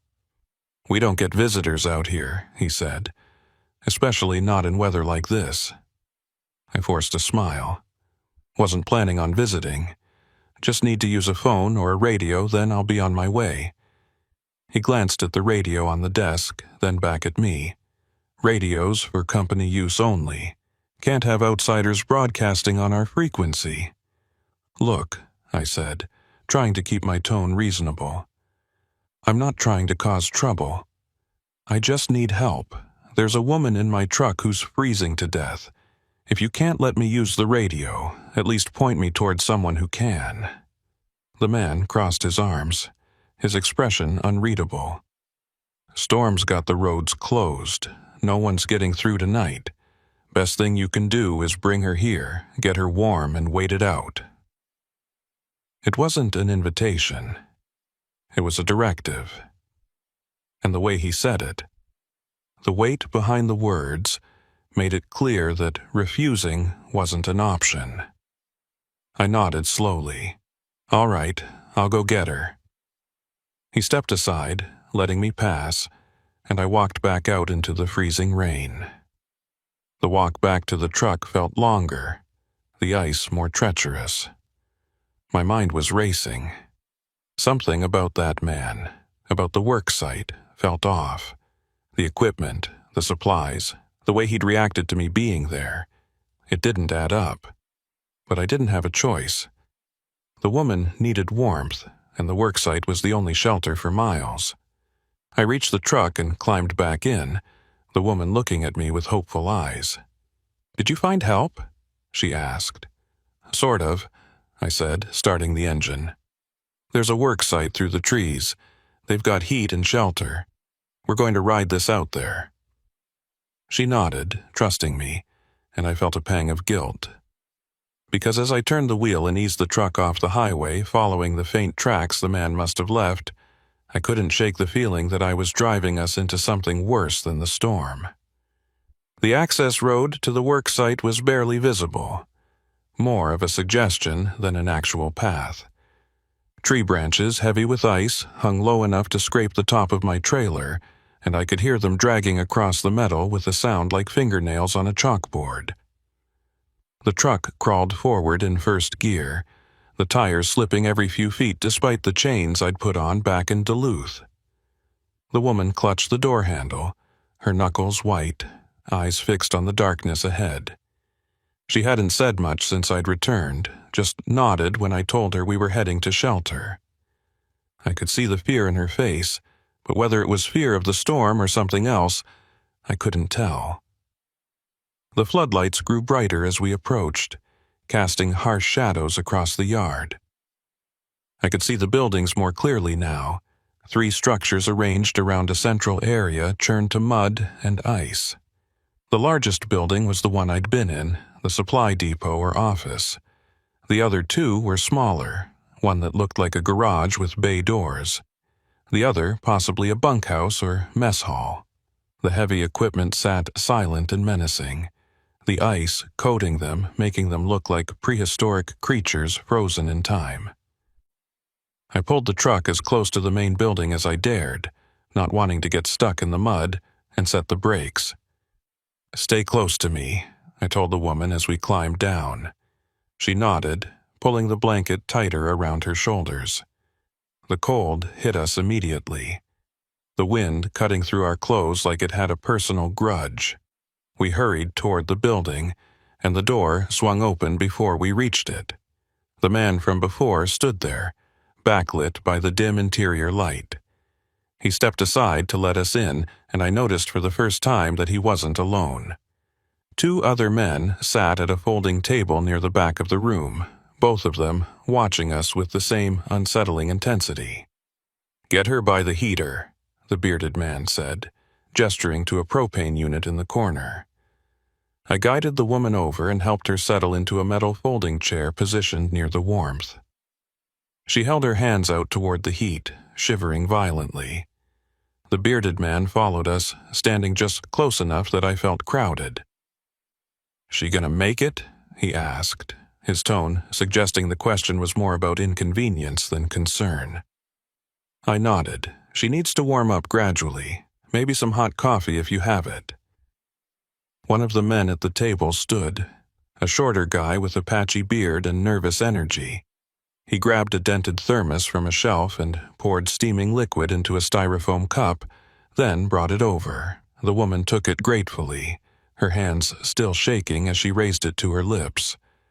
I watched her take a few sips, some color starting to return to her face, and felt a small measure of relief. At least we'd gotten her out of immediate danger. But that relief was short-lived, as I looked around the room and really started to take in the details I'd missed before. The equipment on the shelves wasn't just mining gear. There were chains, not the tire chains you'd use on a truck, but heavy-duty lengths of chain with hooks and clasps. There were fuel canisters, dozens of them, lined up against one wall.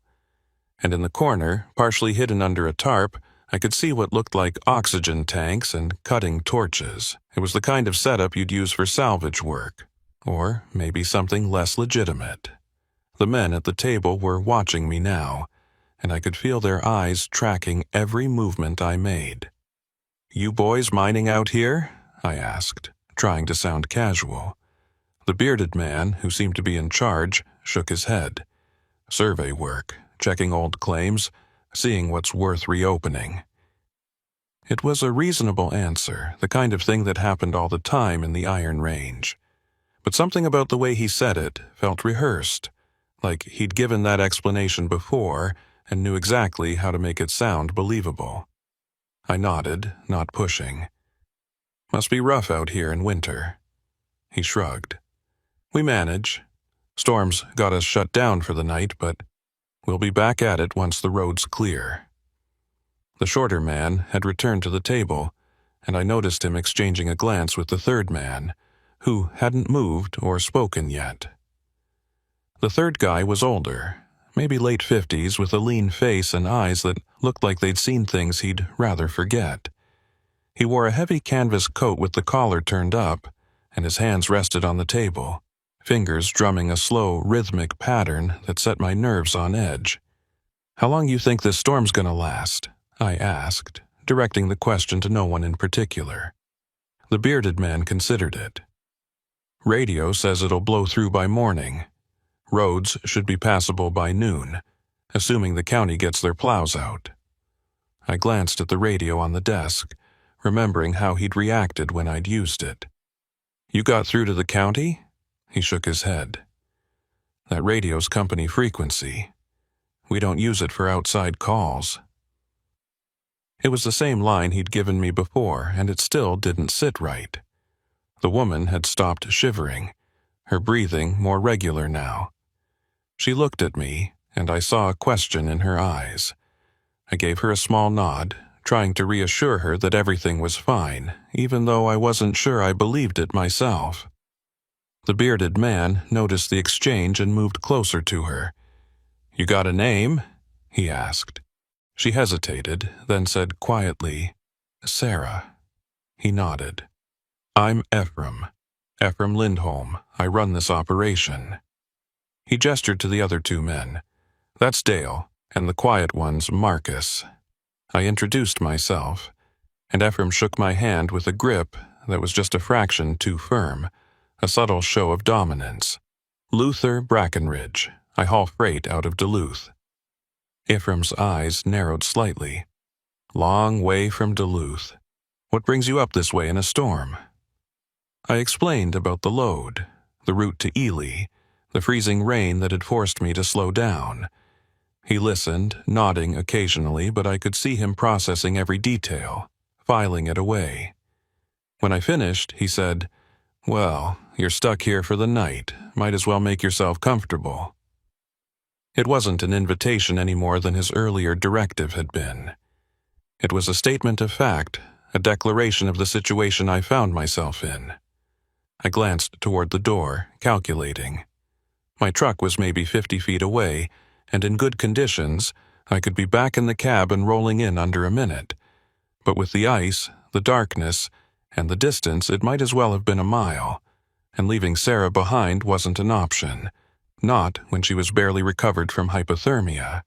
I was trapped, and Ephraim knew it. "Appreciate the hospitality," I said, keeping my tone neutral. Ephraim smiled, but it didn't reach his eyes. "Not a problem. We don't get many visitors, but we take care of our own out here."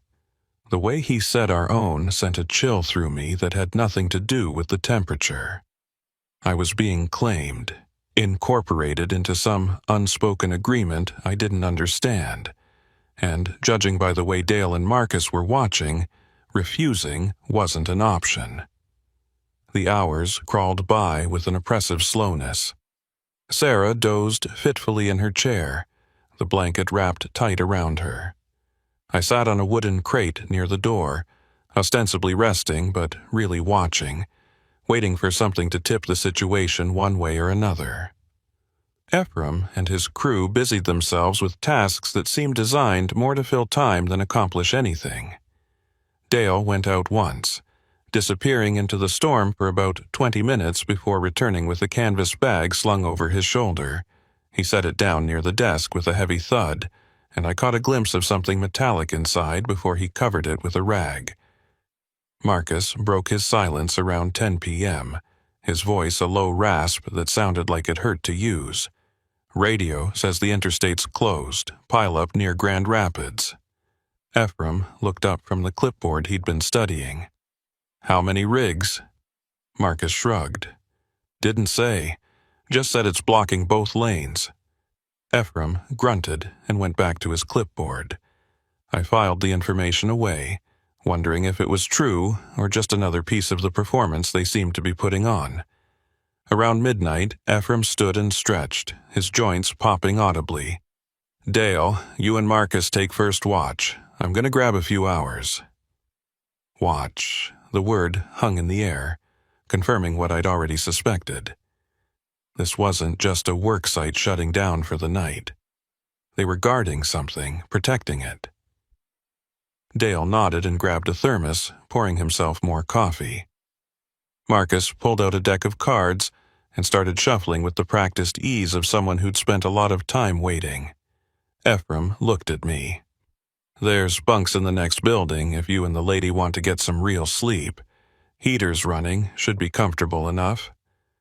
I glanced at Sarah, who was awake now, watching the exchange with wary eyes. "We're fine here," I said. Ephraim's expression hardened slightly. "Wasn't a suggestion. You'll sleep better in a bunk, and we need this space for work come morning." I wanted to argue, wanted to insist on staying where I could keep an eye on things, but I could see the shift in his stance, the way his hand had moved closer to his belt. Whatever he had there, gun or knife, he was ready to use it if I pushed. "All right," I said, standing slowly. "We'll take you up on that." Ephraim's expression relaxed. "Good man. Follow me." He grabbed a flashlight and led us out into the storm. The wind had picked up again, driving the freezing rain sideways. I helped Sarah across the yard, the ice making every step treacherous. The bunkhouse was smaller than I'd expected, maybe 20 feet by 30, with a row of metal frame bunks along each wall. A propane heater glowed in the center, and the temperature inside was almost comfortable. "Pick any bunk," Ephraim said. "Bathroom's through that door, but the plumbing's frozen, so you'll have to use the outhouse back of the main building if nature calls." He paused at the door. "I'm going to lock this from the outside. Not because I don't trust you, but because we've had issues with equipment going missing. Can't be too careful." Before I could respond, he was gone, and I heard the distinctive click of a padlock engaging.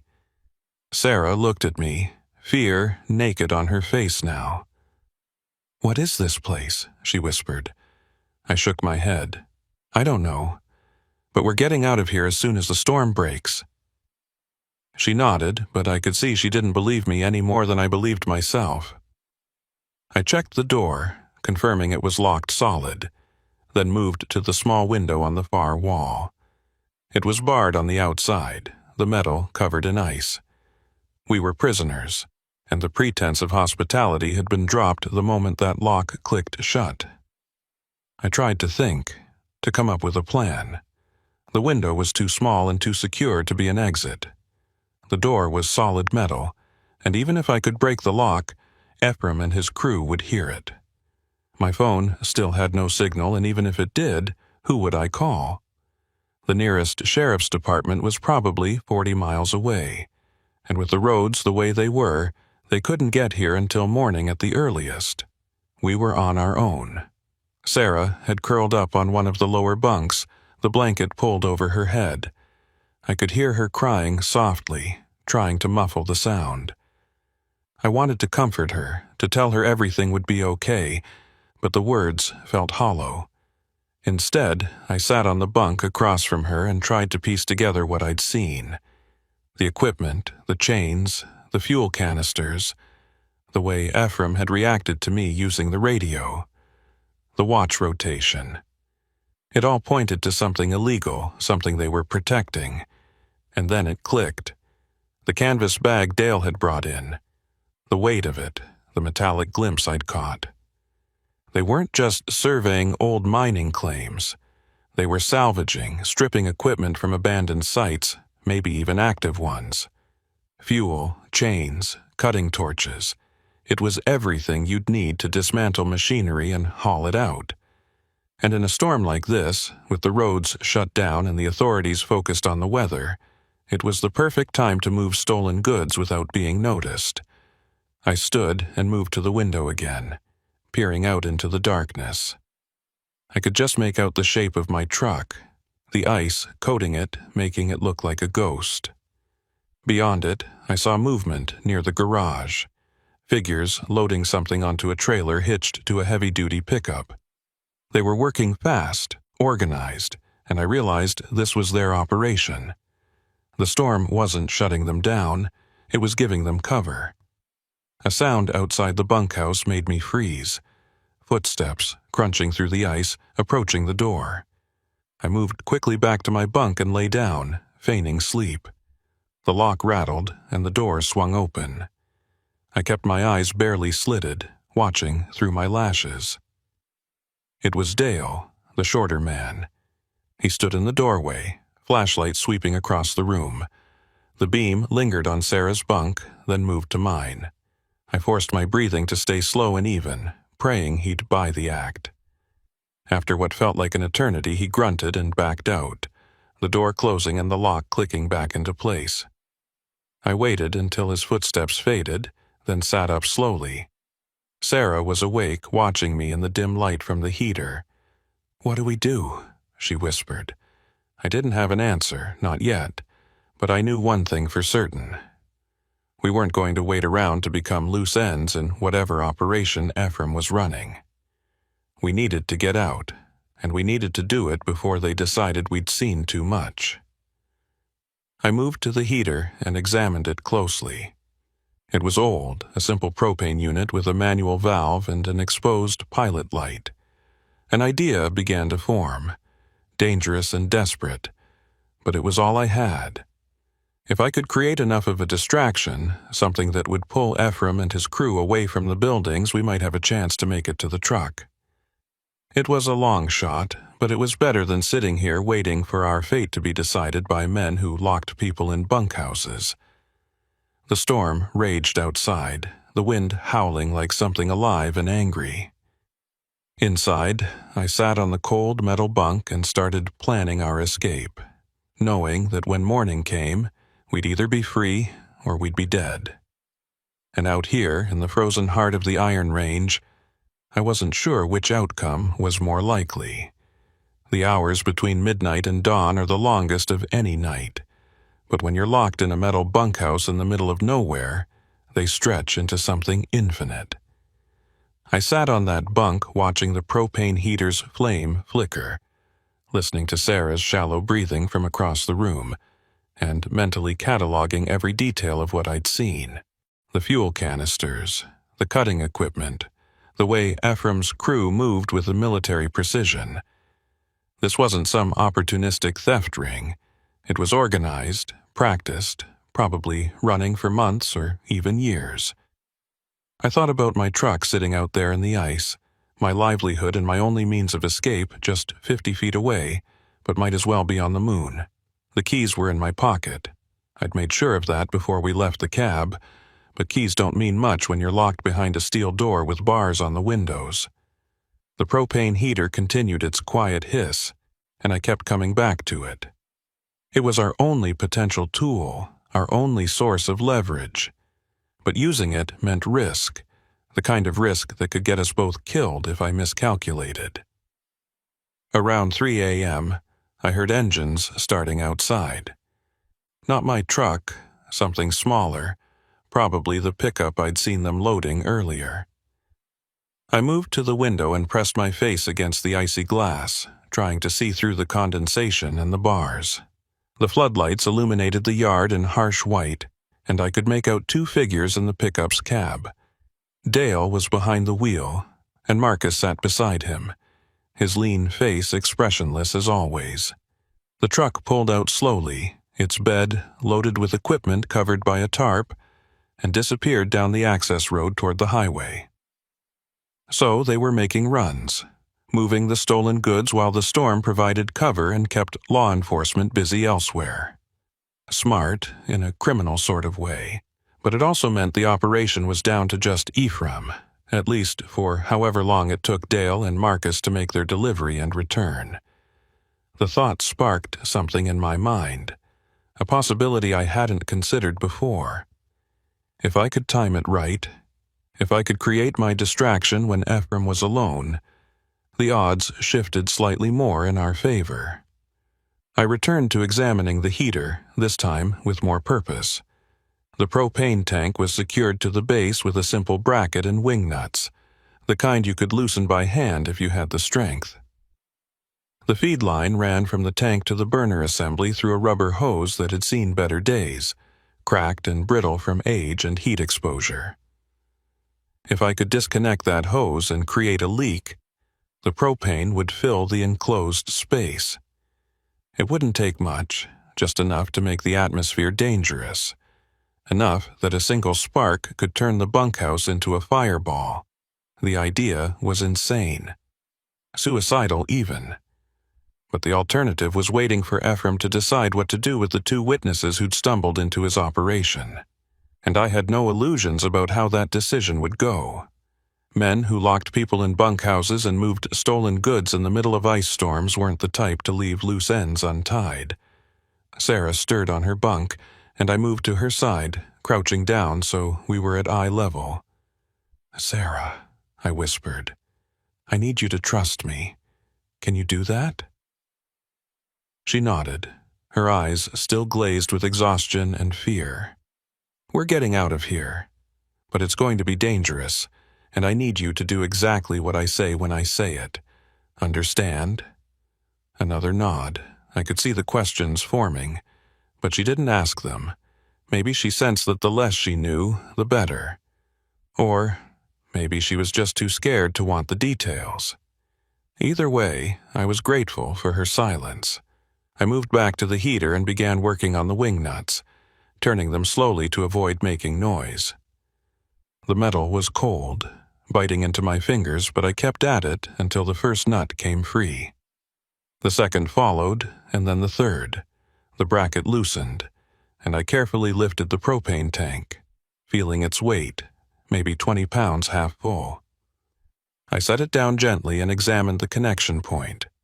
The hose was threaded onto a brass fitting, and with enough force, I could probably wrench it free. But doing so would release the propane all at once, filling the room in seconds. I needed a delay, something that would give us time to get clear before the gas reached dangerous levels. My eyes fell on Sarah's blanket, the one I'd given her from my truck. It was thick wool, the kind that burns slow and smoky. If I could create a smoldering ignition source, something that would take a few minutes to catch but would inevitably ignite the gas, we'd have our window. I pulled the blanket from Sarah's shoulders, ignoring her confused look, and tore a strip from the edge. Working quickly now, I twisted the strip into a tight coil and positioned it near the heater's pilot light, close enough to catch eventually but not immediately. Then I returned to the propane tank and gripped the hose fitting, bracing myself. This was the point of no return. Once I broke that seal, we were committed. I looked at Sarah one more time. When I open this door, you run for my truck. Don't look back. Don't wait for me, just run. The keys are in my pocket. If I don't make it, you drive out of here and you don't stop until you find help. She opened her mouth to protest, but I cut her off. Promise me, Sarah. She closed her mouth, tears streaming down her face, and nodded. I promise. I turned back to the tank, said a silent prayer to whatever might be listening, and wrenched the fitting with all my strength. It resisted for a moment, then gave way with a hiss that seemed impossibly loud in the quiet bunkhouse. Propane began venting from the disconnected hose, invisible but pungent, the smell of rotten eggs filling the air. I grabbed Sarah's arm and pulled her toward the door. The lock was still engaged from the outside, but the door itself was just metal, and the frame was old wood, weakened by years of moisture and freeze-thaw cycles. I stepped back, took a breath of the rapidly fouling air, and kicked the door just below the lock with every ounce of strength I had. The frame splintered but held. I kicked again, and this time the wood gave way, the door flying open with a crash that echoed across the yard. "Run!" I shouted, pushing Sarah ahead of me. She stumbled out into the freezing rain, and I was right behind her, my lungs burning from the propane I'd inhaled. The floodlights blazed across the yard, and I saw Ephraim emerge from the main building, his face twisted with rage. He had something in his hand, dark and angular, a pistol. He raised it, and I shoved Sarah to the side, throwing both of us behind a stack of crates just as the first shot rang out. The bullet pinged off metal somewhere above us, and I heard Ephraim shouting, words lost in the wind and the ringing in my ears. We scrambled forward, using the equipment as cover, the ice making every movement a desperate slide. My truck was ahead, maybe 30 feet, the driver's door facing us. I could see the chrome handle reflecting the floodlights, so close but still impossibly far. Another shot, this one closer, the bullet burying itself in the frozen mud inches from my foot. We reached the truck, and I yanked the door open, practically throwing Sarah inside. She scrambled across to the passenger seat, and I hauled myself up, slamming the door behind me. My hands were shaking so badly I could barely get the key in the ignition, but somehow I managed it. The engine turned over once, twice, and caught with a roar. I didn't wait for it to warm up, didn't check the mirrors, just jammed it into gear and stomped the accelerator. The truck lurched forward, tires spinning on the ice before finding purchase. I heard another shot, felt the impact somewhere in the trailer, but I didn't slow down. The access road loomed ahead, a narrow corridor of darkness between the trees. I aimed for it, praying the ice wouldn't send us into a trunk, and we plunged into the forest. Branches scraped the sides of the truck, and the trailer swayed dangerously. But I kept the accelerator down, putting distance between us and Ephraim. Behind us, through the trees, I saw a flash of orange light. The bunkhouse, the propane, the smoldering blanket, it had all come together. The explosion lit up the night. A brief second sun that turned the ice-covered forest into a landscape of crystal and fire. The shockwave reached us a moment later, a pressure wave that rocked the truck but didn't slow it. I allowed myself one glance in the mirror and saw the bunkhouse engulfed, flames licking at the sky, Ephraim silhouetted against the inferno. Then we were on the highway, the truck fishtailing as the tires hit the pavement. I fought the wheel, bringing the rig under control, and pointed it south, away from Ely, away from the delivery, away from everything except the desperate need to survive. Sarah was crying openly now, her hands clutched to her chest, but she was alive. We were both alive. For the moment, that was enough. We drove for 20 minutes before I saw the lights of a town, just a cluster of buildings around a single intersection, but it had a gas station with lights on and what looked like a small medical clinic next to it. I pulled into the lot, set the brakes, and sat there for a moment, my entire body shaking with adrenaline and exhaustion. Sarah looked at me, and I saw the question in her eyes. "We need to call the police," I said, my voice hoarse. "Report what happened. Let them handle it." She nodded, and we climbed down from the truck. The clinic door was locked, but there was a buzzer, and after a moment a woman appeared, middle-aged with kind eyes and a nurse's uniform. She took one look at us, at our disheveled appearance and the fear in our faces, and ushered us inside without a word. "I'm Ingrid," she said, her accent carrying the soft lilt of Scandinavian heritage. "Ingrid Soderquist. Come in, you both look half frozen." She led us to a small examination room and wrapped us in heated blankets, then brought coffee that tasted like the best thing I'd ever consumed. When we'd warmed up enough to talk, I explained everything. The stranded motorist, the work site, Ephraim and his crew, the locked bunkhouse, the escape.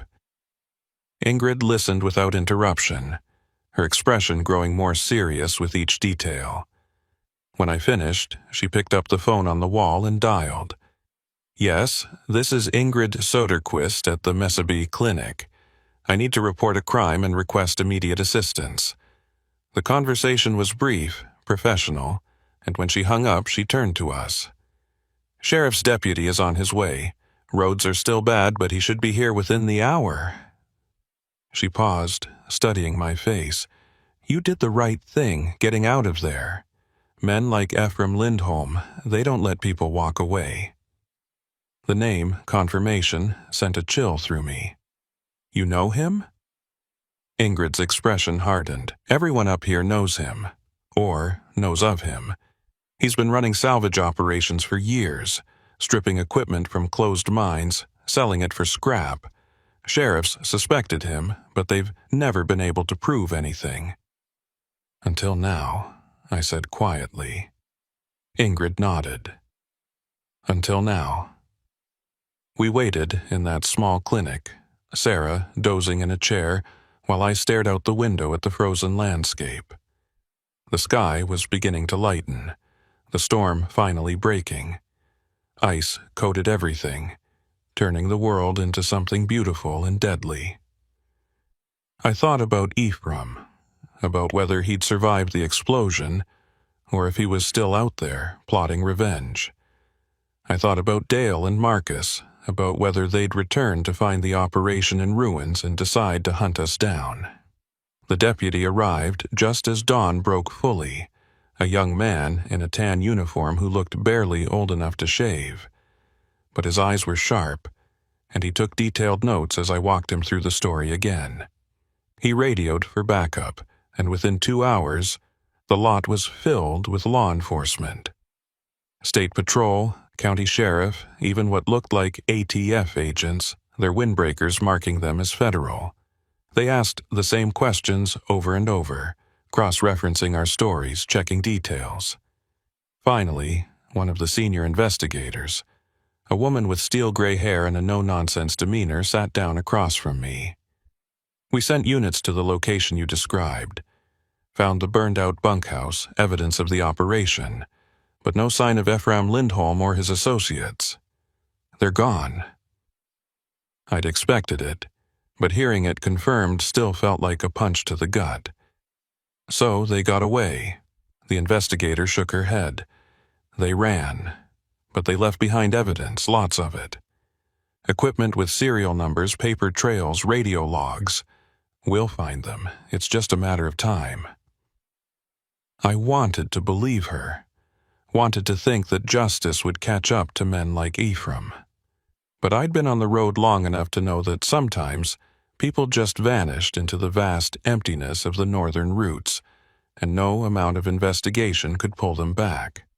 The authorities kept us for most of the day, taking statements, photographing the damage to my truck where Ephraim's bullets had struck. Eventually, they let us go. Sarah had family in Duluth, and they arranged for her to be driven back. Before she left, she hugged me, holding on longer than necessary. "Thank you," she whispered, "for everything." I nodded, not trusting myself to speak. Then she was gone, and I was alone with my truck and the long drive ahead. The load was still in the trailer, untouched but now evidence in an ongoing investigation. They'd released it after processing, and I was cleared to complete the delivery to Ely, though the thought of driving back up that highway made my skin crawl. I climbed into the cab, started the engine, and sat there for a long moment, staring at the road ahead. Ingrid Soderquist appeared at my window, tapping gently on the glass. I rolled it down, and she handed me a piece of paper. "My number," she said. "If you need anything, if you remember something else, or if you just need to talk to someone who understands." I took the paper, tucking it into my shirt pocket. "Thank you." She stepped back, and I put the truck in gear, easing out of the lot and back onto the highway. The drive to Ely was uneventful, the roads finally clear, the sun bright against the snow. I dropped the load without incident, collected my signature, and turned back south. But as I drove, I couldn't shake the feeling that I was being watched, that somewhere out there, Ephraim Lindholm was tracking my movements, waiting for the right moment. Every truck stop felt like a potential ambush, every rest area a trap. I made it back to Duluth by evening, dropped the trailer at the yard, and filed my report with the dispatch. They were sympathetic, told me to take a few days off, recover from the trauma, but I knew I wouldn't. Sitting still meant thinking, and thinking meant remembering the locked door, the hiss of propane, the crack of gunfire. I needed to keep moving, needed the rhythm of the road to drown out the memories. That night, I parked at a busy truck stop, nose out, engine idling. I kept the curtains open, watching the lot, waiting for a dark pickup or a familiar face to emerge from the shadows. Sleep came in fits, and when it did, I dreamed of ice and fire, of locked doors and men who disappeared into storms.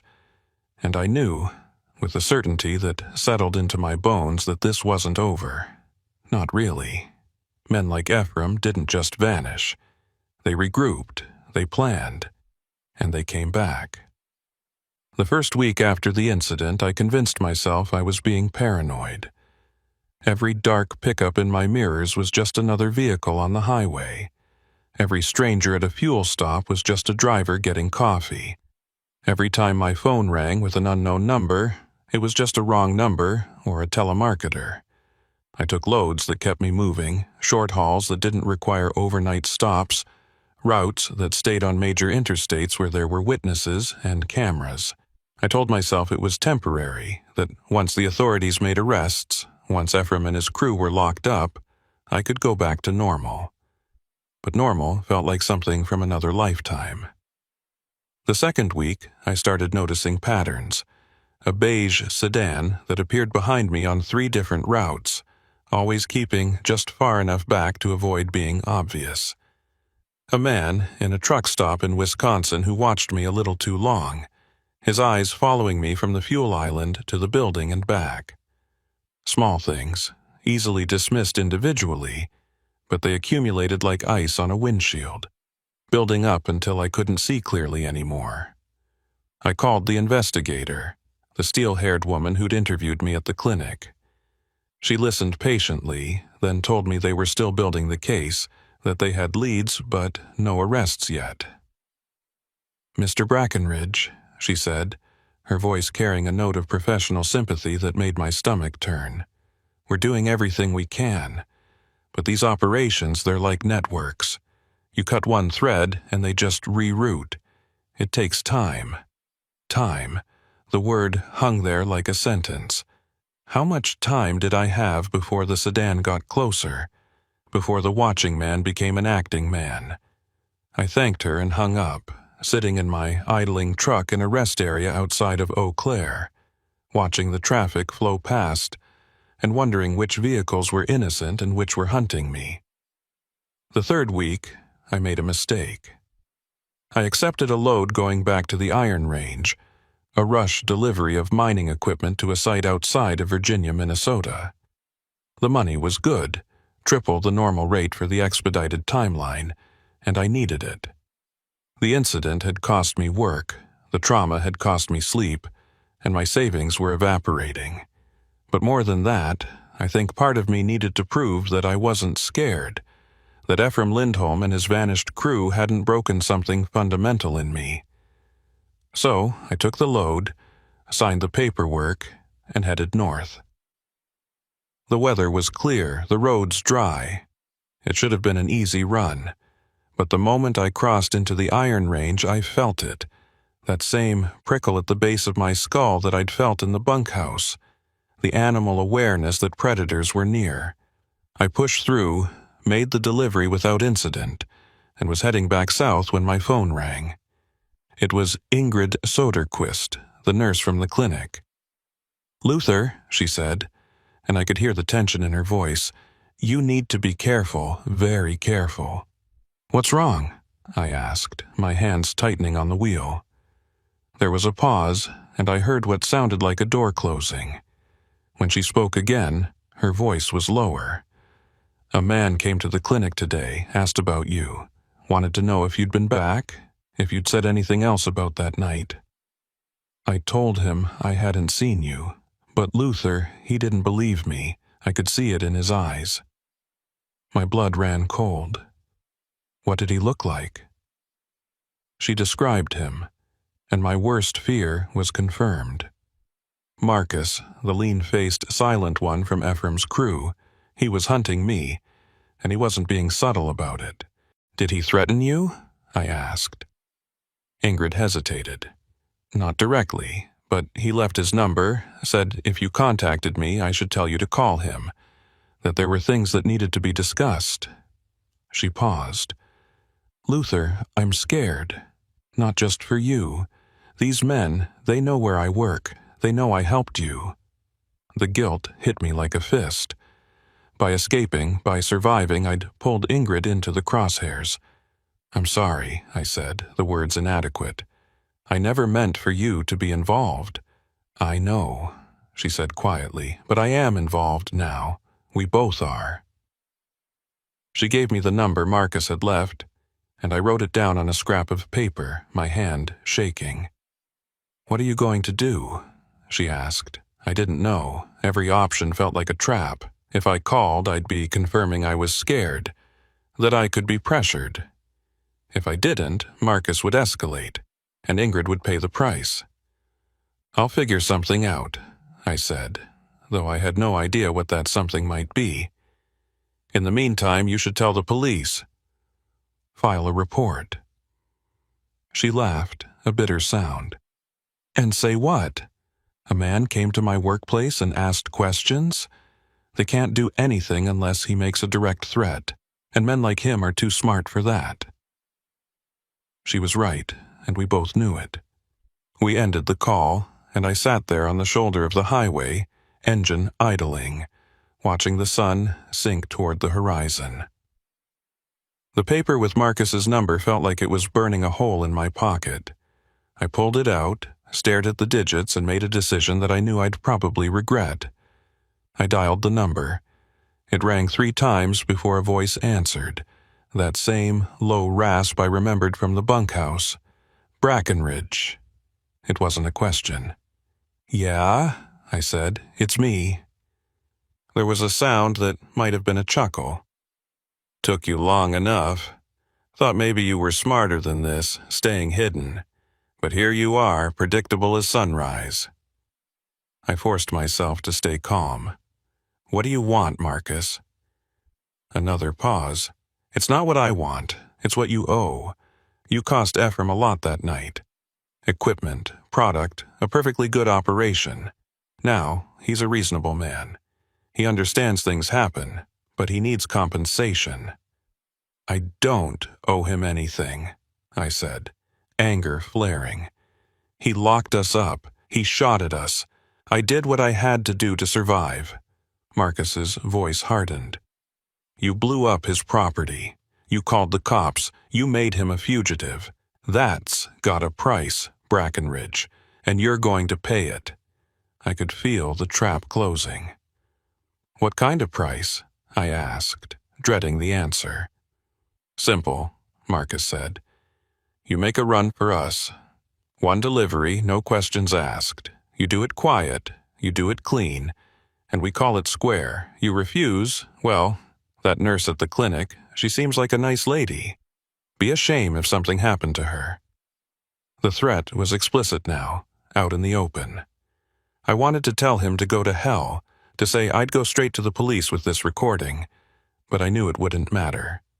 Men like Marcus operated in the spaces between laws, and they knew exactly how far they could push before crossing lines that would bring real consequences.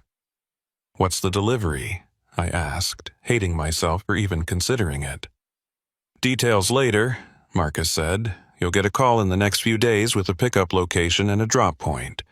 You follow instructions, you keep your mouth shut, and everyone walks away happy. And if I refuse? The question was rhetorical, we both knew it. Marcus's answer confirmed it. Then you spend the rest of your life looking over your shoulder, wondering when will come for you. Or for people you care about. Your choice, Brackenridge. But choose smart. The line went dead, and I sat there with the phone pressed to my ear, listening to silence. I'd been backed into a corner, forced to choose between my freedom and the safety of an innocent woman who'd done nothing but help me. It was a choice that wasn't really a choice at all. I drove for hours, not really seeing the road, my mind churning through options. I could go to the police, but what would I tell them? That I'd received a vague threat about making a delivery. They'd file a report, maybe increase patrols near the clinic, but they couldn't protect Ingrid around the clock. And if Marcus and Ephraim were determined, they'd find a moment, a gap in the coverage. I could run, disappear into the vast network of highways and truck stops, change my name and start over. But that would leave Ingrid exposed, and I couldn't live with that blood on my hands. Or I could do what they asked. Make the delivery, whatever it was, and hope they kept their word. It was the option that made my skin crawl, that felt like betraying everything I believed in. But it was also the option that might keep everyone alive. I pulled into a truck stop outside of Minneapolis and sat in the lot, watching the sun set and the lights come on. Other drivers moved around me, going about their routines, oblivious to the war being waged in my head. I envied them their ignorance, their simple problems of traffic and deadlines. My phone rang again, 3 days later. I was hauling a load of auto parts to Fargo, trying to keep my mind occupied with the mechanics of driving. The number was different, but I knew who it would be before I answered. Brackenridge, I said, not bothering with pleasantries. A new voice, not Marcus this time, but one I recognized, Ephraim Lindholm. Luther, he said, his tone almost friendly. I appreciate you being reasonable about this. Shows character. Get to the point, I said through gritted teeth. Ephraim chuckled. Always were direct. I respect that. Here's the situation. You're going to pick up a trailer tomorrow night, 10 p.m., at a truck yard outside of Cloquet. Take it to a warehouse in Thunder Bay. Simple border crossing, nothing fancy. You deliver it, you walk away, and we never bother you or your nurse friend again. A border crossing. That meant customs, inspections, potential federal charges if things went wrong. What's in the trailer? I asked, though I knew he wouldn't tell me. Does it matter? Ephraim replied, echoing the same question from that first night. You're hauling freight, that's what you do. Just this time you're doing it for us. I wanted to refuse, wanted to tell him to find another patsy. But then I thought about Ingrid, about her kind eyes and the way she'd helped us without hesitation. "I want proof," I said. "Proof that Ingrid is safe."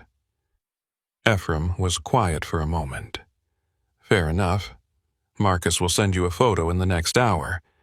She's fine for now, but Luther, if you deviate from the plan, if you contact the authorities, if you do anything except exactly what we tell you, she won't stay fine.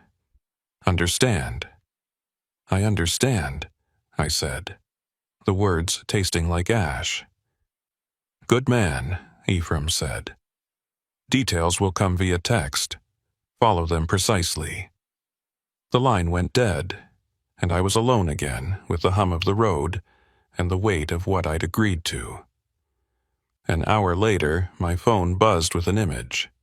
It was Ingrid, standing outside the clinic, taken from a distance but close enough to be clear. She looked worried, her eyes scanning the parking lot like she sensed she was being watched. The message was clear. They could get to her any time they wanted. The next day and a half were a blur. I completed the Fargo delivery, then deadheaded back toward Duluth, my mind obsessively running through every detail of the plan Ephraim had sent. The truck yard in Cloquet was off the main routes, a small operation that probably did more in questionable deals than legitimate business. I was to arrive at 10 p.m., hook up to a specific trailer, already loaded and sealed, and drive straight through to Thunder Bay. The border crossing would be at International Falls, where they had contacts who would expedite my passage. It was organized, professional, and utterly illegal. I thought about calling the investigator, about setting up a sting operation that could catch Ephraim and his crew in the act. But every time I reached for the phone, I saw Ingrid's face, saw the fear in her eyes in that photo. The risk was too high, the variables too many. If anything went wrong, if the authorities moved too soon or too late, she'd pay the price. So I kept my mouth shut and drove toward Cloquet, each mile feeling like I was digging myself deeper into a hole I'd never climb out of. The truck yard was exactly as described, a fenced lot with a small office and rows of trailers in various states of repair. I pulled in at 9:55 p.m., 5 minutes early, and immediately spotted the trailer Ephraim had specified. It was a standard dry van, unremarkable except for a small red mark on the rear door, the identifier I'd been told to look for. I backed up to it, hooked my airlines, and connected the electrical. The trailer was heavy. I could feel it in the way the truck settled when I engaged the fifth wheel. Whatever was inside, there was a lot of it. As I finished the hookup, a figure emerged from the office. Dale, the nervous one from the bunkhouse. He approached my window, and I rolled it down. "You're good to go," he said, his voice tight. "No stops except for fuel. You cross at International Falls. Use the commercial lane. Guy named Paulson will be on duty. He'll wave you through. Any problems, you call this number." He handed me a slip of paper with a phone number scrawled on it. "Don't screw this up, Brackenridge. A lot of people are counting on you." I took the paper without a word and rolled up the window. Dale stepped back, and I put the truck in gear, rolling out of the yard and onto the highway. The weight of the trailer pulled at me, a physical reminder of the choice I'd made, the line I'd crossed. I drove north, through the darkness, watching the mile markers tick by. My CB was silent. I turned it off, not wanting to hear the friendly chatter of other drivers going about their honest work. I was alone with my thoughts, and they were dark company. The drive to International Falls took 4 hours, and with each passing mile my anxiety ratcheted higher. I'd never crossed the border with illegal cargo, never been part of something like this. The weight of it pressed down on me, heavier than any load I'd ever hauled. When I finally reached the crossing just before 3 a.m., my hands were slick with sweat despite the cold. I pulled into the commercial lane, as instructed, and waited for the customs officer to approach. The officer was young, maybe 30, with a nameplate that read Paulson, Ephraim's contact. He glanced at my paperwork, a manifest that I knew was falsified, listing the cargo as industrial equipment. He barely looked at it before handing it back. "Pop the trailer," he said, his voice casual. I did, hearing the mechanism release. He walked around to the back, and I watched in the mirror, holding my breath. He opened the doors, shined his flashlight inside for maybe 5 seconds, then closed them again. He returned to my window. "You're clear. Drive safe." That was it. No inspection, no questions, no secondary screening. I'd just crossed an international border with unknown illegal cargo, and it had been easier than getting through a way station. I pulled forward, back into the flow of traffic, and continued toward Thunder Bay. The warehouse was on the industrial outskirts, another anonymous building in a district full of them. I backed up to the dock at 4:30 a.m., and before I could even set the brakes, people were swarming the trailer, unhitching it with practiced efficiency. A man I didn't recognize approached my window, handed me an envelope, and said, "We're square. You can go." I took the envelope, feeling its weight. Probably cash as a final payment, or maybe just a way to further implicate me. I didn't open it. I just put the truck in gear and drove away, leaving the trailer and whatever it contained behind. I crossed back into the United States at dawn, this time through a different crossing where I knew the inspection would be thorough. My empty trailer was searched, my paperwork scrutinized, and I was delayed for 2 hours. But I was clean, and eventually they waved me through. I drove straight to Duluth, my mind numb, my body running on autopilot. I'd done it. I'd completed Ephraim's delivery, transported illegal cargo across international lines, and become exactly the kind of criminal I'd always despised. But Ingrid was safe, or so I told myself. I called her as soon as I had signal, and she answered on the second ring. "Luther?" Her voice was shaky. "Are you okay?" I wanted to tell her everything, to confess what I'd done and why, but I couldn't.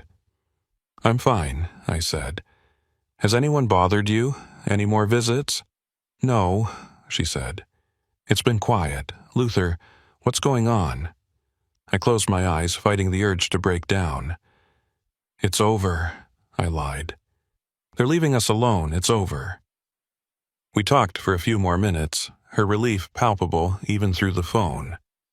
When we hung up, I sat in my truck in a rest area and finally opened the envelope. $10,000 in cash, and a note in Ephraim's handwriting. "Pleasure doing business. Don't make us come back." I burned the note in a trash can and stashed the cash in my sleeper. Blood money, that's what it was.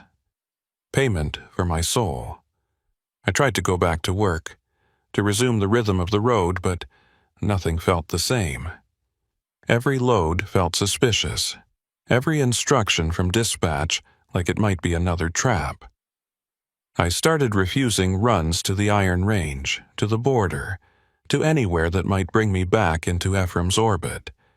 My dispatcher noticed, started asking questions I couldn't answer. Weeks passed, then months. I heard through the grapevine that there'd been arrests. Some of Ephraim's network rolled up in a joint task force operation. But the man himself remained a ghost, along with Marcus and Dale. The investigator called once to tell me they'd recovered some of the stolen equipment, that they were building cases against the lower-level operators. But the ones who mattered, the ones who'd threatened me and Ingrid, they were still out there. I thought about quitting, about walking away from trucking entirely. But it was all I knew, and starting over at my age with my skill set felt impossible. So I kept driving, kept watching my mirrors, kept waiting for the other shoe to drop, because deep down I knew that Ephraim's note was a lie. It wasn't over. Men like him don't just walk away. They wait, they plan, and when you finally convinced yourself you're safe, that's when they strike. I changed my routes, my patterns, everything I could control. I never stayed in the same truck stop twice in a row. I varied my fuel stops, my rest breaks, my communication patterns. I became a ghost on the highway, just another anonymous trucker in a sea of them. But the paranoia never left. Every dark vehicle was a threat. Every stranger was a potential assassin. Every phone call might be the one telling me they were done waiting. And the worst part, the part that keeps me awake in the small hours of the morning, is knowing that I'd do it all again. If they came back, if they threatened Ingrid or anyone else I cared about, I'd cross that line again. Because that's what they'd learned about me. What they'd proven in that ice storm on the Iron Range. I had a breaking point, and they knew exactly where it was. The last time I drove Route 53, about 6 months after the incident, I slowed as I passed the turnoff to that work site. The access road was overgrown, the floodlights dark, the buildings probably stripped and abandoned. But I could still see it all clearly in my mind. The locked bunkhouse, the hiss of propane, the flash of Ephraim's gun. And I knew that somewhere out there, Ephraim Lindholm was watching, waiting, remembering. I don't haul through the Iron Range anymore. I take the long way around, even if it costs me time and money. Because some roads, once you've traveled them, mark you in ways that never wash off. And some debts, no matter how much you pay, never really get settled. They just wait, accruing interest, until the collectors come back around. I'm still driving, still hauling freight across the northern routes, though never the ones I used to run. Still checking my mirrors, still sleeping with one eye open, still waiting for the knock on my door that I know will eventually come. Because, in the end, Ephraim was right about one thing. You can't escape the Iron Range. It gets into your blood, into your bones, and once it has you, it never really lets go.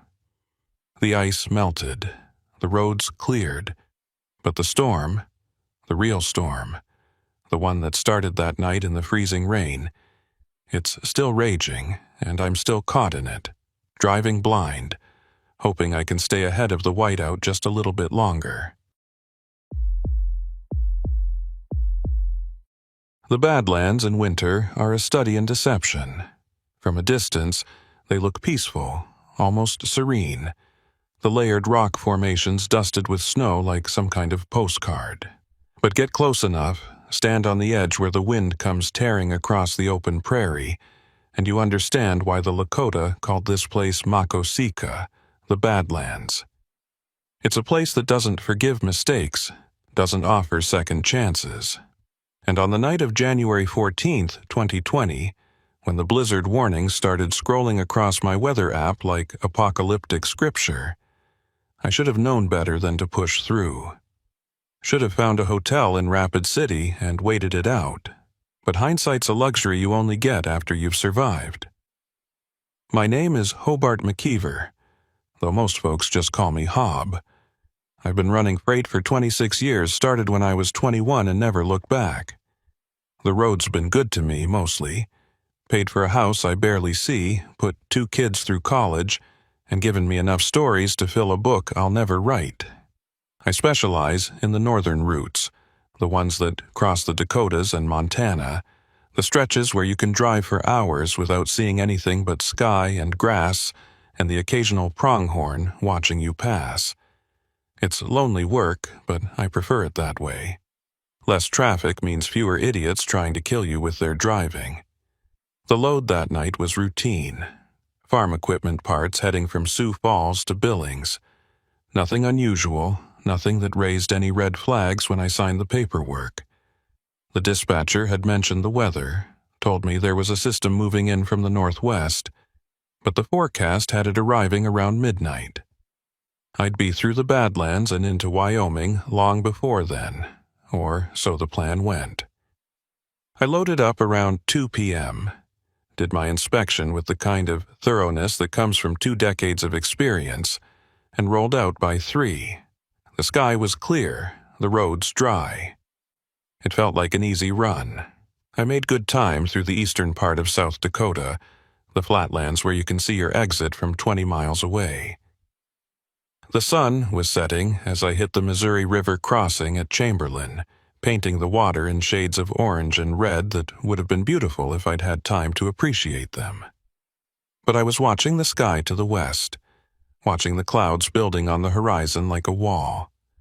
They were darker than the forecast had suggested, and they were moving faster. I keyed the CB, looking for local input. Westbound on 90. Anyone got eyes on this system coming in? Static, then a voice, older, weathered. It's moving quick, supposed to be light snow, but it's looking meaner than that. You might want to find a place to park. I considered it, but I was already past Chamberlain, and the next real town was Wall, a good 70 miles west. I could make Wall before the worst hit, or at least that's what I told myself. "Appreciate it," I said into the CB. "I'll keep an eye on it." The voice came back, skeptical. "Your funeral, friend." Then silence. The temperature started dropping around 7 p.m., falling from the mid-20s down to single digits in less than an hour.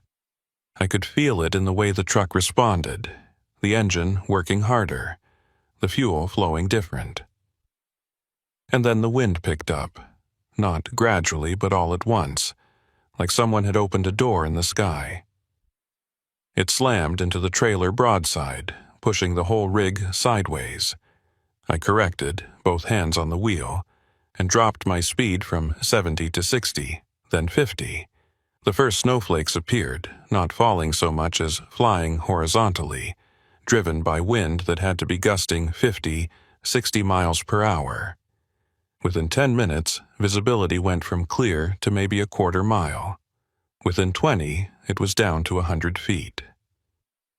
I activated my hazards, watching the road markers disappear into the white.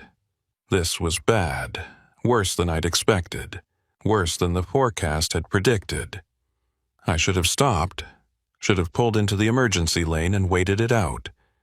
But there was nothing out here, no services, no shelter, just open prairie and the distant promise of Wall. So I kept going, crawling along at 30 miles per hour, every muscle in my body tense. That's when I saw the reflectors. Not the normal road markers, but emergency triangles, the kind you put out when you're broken down. They were spaced along the shoulder, faint orange glows in the swirling snow. I slowed even further, air brakes hissing and swept my headlights across the scene. A truck, a big rig like mine, was pulled halfway onto the shoulder, its hazard lights barely visible through the accumulation on the lens. The trailer was jackknifed slightly, not a full disaster, but enough to block part of the right lane. I stopped about 50 yards back and set my own flashers, then grabbed my heavy coat and flashlight. The wind hit me the moment I opened the door, a physical force that nearly knocked me off the step. I caught myself on the grab handle and climbed down, boots immediately slipping on the ice underneath the snow. The cold was vicious, the kind that finds every gap in your clothing and exploits it. I made my way toward the truck using my flashlight to cut through the white. The truck was a Freightliner, older model, maybe 15 years old, but well-maintained from what I could see. The driver's door was closed, windows dark. I approached from the side and knocked on the door, hard enough to be heard over the wind. "Hey, you all right in there?" No response. I tried the handle and found it locked. I moved to the passenger side, same result. The truck was sealed up tight, but there were no signs of life inside. No condensation on the windows, no glow from a dome light or phone screen. It was like a ghost ship. I circled around to the back of the trailer, fighting the wind with every step. The doors were closed but not sealed, the padlock hanging open on its hasp. That was wrong. You don't leave a loaded trailer unsecured, not out here where anyone could come along. I pulled the doors open, my flashlight beam cutting into the darkness inside. Empty. The trailer was completely empty. No cargo, No straps, nothing. Just bare metal walls and a floor marked with the tracks of a pallet jack. A trailer doesn't just empty itself in the middle of a blizzard on I-90. Someone had offloaded this cargo, or it had never been loaded in the first place. I closed the doors and moved back toward the cab, my mind working through possibilities. Hijacking seemed unlikely, out here in the middle of nowhere. Mechanical failure wouldn't explain the empty trailer. And where was the driver? The truck's engine was cold. I'd touched the hood, which meant it had been here for hours, maybe since before the storm hit. I climbed up onto the step and peered through the driver's side window, using my flashlight to illuminate the interior. The cab was clean, almost obsessively so. No trash, no coffee cups, no personal items scattered on the dash. The logbook was missing from its usual spot, and the CB radio had been removed, leaving just empty wires. This wasn't a breakdown. This was a scene, carefully staged, deliberately abandoned. I dropped back down and returned to my truck, my mind racing. This needed to be reported, but my phone had no signal, and the CB radio's range was limited in weather like this. I could try to raise someone, but the odds of getting through were slim. The smart move was to keep driving, put distance between me and whatever this was, and report it when I reached Wall. But something about the whole setup bothered me, nagged at the edge of my awareness like a splinter I couldn't quite reach. I climbed back into my cab and sat there, engine idling, watching the abandoned truck through the swirling snow. That's when I noticed it. A faint glow coming from underneath the trailer. Not headlights, not emergency lights, but something else. A yellowish glow that pulsed slightly, like it was being powered by a generator or battery. I grabbed my flashlight again and stepped back out into the storm, this time heading straight for that glow. Underneath the trailer, tucked up against the axles where you wouldn't see it unless you were looking, was a battery-powered work light. It was positioned to illuminate something mounted to the trailer's undercarriage. I got down on my knees, ignoring the snow soaking through my jeans, and aimed my flashlight at the object. It was a metal box, about the size of a briefcase, secured with industrial zip ties. There were no markings on it, no labels, just smooth black metal with a small LED on one corner blinking red. Every instinct I had screamed at me to get away from that truck, to get back in my cab and drive until this whole scene was miles behind me. But I couldn't stop staring at that blinking LED, couldn't stop my mind from cataloging all the ways this was wrong. The empty trailer, the missing logbook and radio, the carefully positioned light, the unmarked box. This wasn't random, this was deliberate. And whatever was in that box, someone had gone to a lot of trouble to hide it here. I was reaching for my knife, thinking I'd cut the zip ties and take the box with me, when I heard it. A vehicle approaching from the west, engine noise cutting through the wind. I stood quickly, pocketing the knife, and moved away from the trailer. Headlights appeared through the snow, not the high beams of another semi, but the lower, wider spread of a pickup or SUV. The vehicle slowed as it approached, and I could make out a light bar on the roof. DOT or Highway Patrol, maybe. Help, or at least someone official I could report this to. The vehicle stopped about 20 feet from the abandoned truck, and a figure climbed out. He was tall, wearing a heavy coat with reflective striping and a DOT logo on the sleeve. He had a flashlight in one hand and moved with the careful, measured steps of someone who'd worked in conditions like this before. He spotted me and changed direction, approaching with his light raised but not aimed directly at me. "You the one who called this in?" he shouted over the wind. I shook my head. Didn't call anything, no signal, just stopped to check on it. He nodded, sweeping his light over the abandoned truck. "How long's it been here?" I shrugged. "Engine's cold, hours at least." He moved past me toward the truck, and I got a better look at him. Older, maybe late 50s, with a weathered face and the kind of eyes that had seen too many accidents, too many bad outcomes. "You check inside?" he asked. "Locked up tight," I said. "No one inside that I could see. Trailer's empty." He glanced at me, something flickering in his expression. "You check the trailer?" There was an edge to the question, a weight that made me hesitate. "Yeah," I said carefully. "Doors were open. No cargo." He grunted and moved to examine the doors himself, pulling them wide and shining his light inside. He spent longer looking than I had, his beam tracking across the floor, the walls, the ceiling. When he turned back to me, his expression was neutral, professional.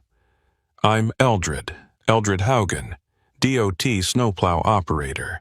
Got a call about a possible stranded vehicle out here." I introduced myself, and we shook hands, his grip strong despite the cold. "You see anybody else around? Any other vehicles?" I shook my head. "Just the truck and then you." Eldred looked out into the storm, his jaw working like he was chewing on something unpleasant. "Storm's getting worse," he said finally. "You should get moving. Wall's about 40 miles west. Roads are still passable, but that won't last." I nodded, ready to take the advice. But then I thought about the box under the trailer, about that blinking red LED. "What about the truck? You gonna call it in, get a wrecker out here?" Eldred turned back to the abandoned rig, his expression unreadable. "I'll handle it. You just worry about getting yourself somewhere safe." There was something dismissive in his tone, something that felt like a door closing. I wanted to press, wanted to ask about the box, about what he thought had happened here. But the wind was howling, and the snow was coming down so thick I could barely see my own truck. I nodded and started to walk away, then stopped. "That box under the trailer," I said, turning back.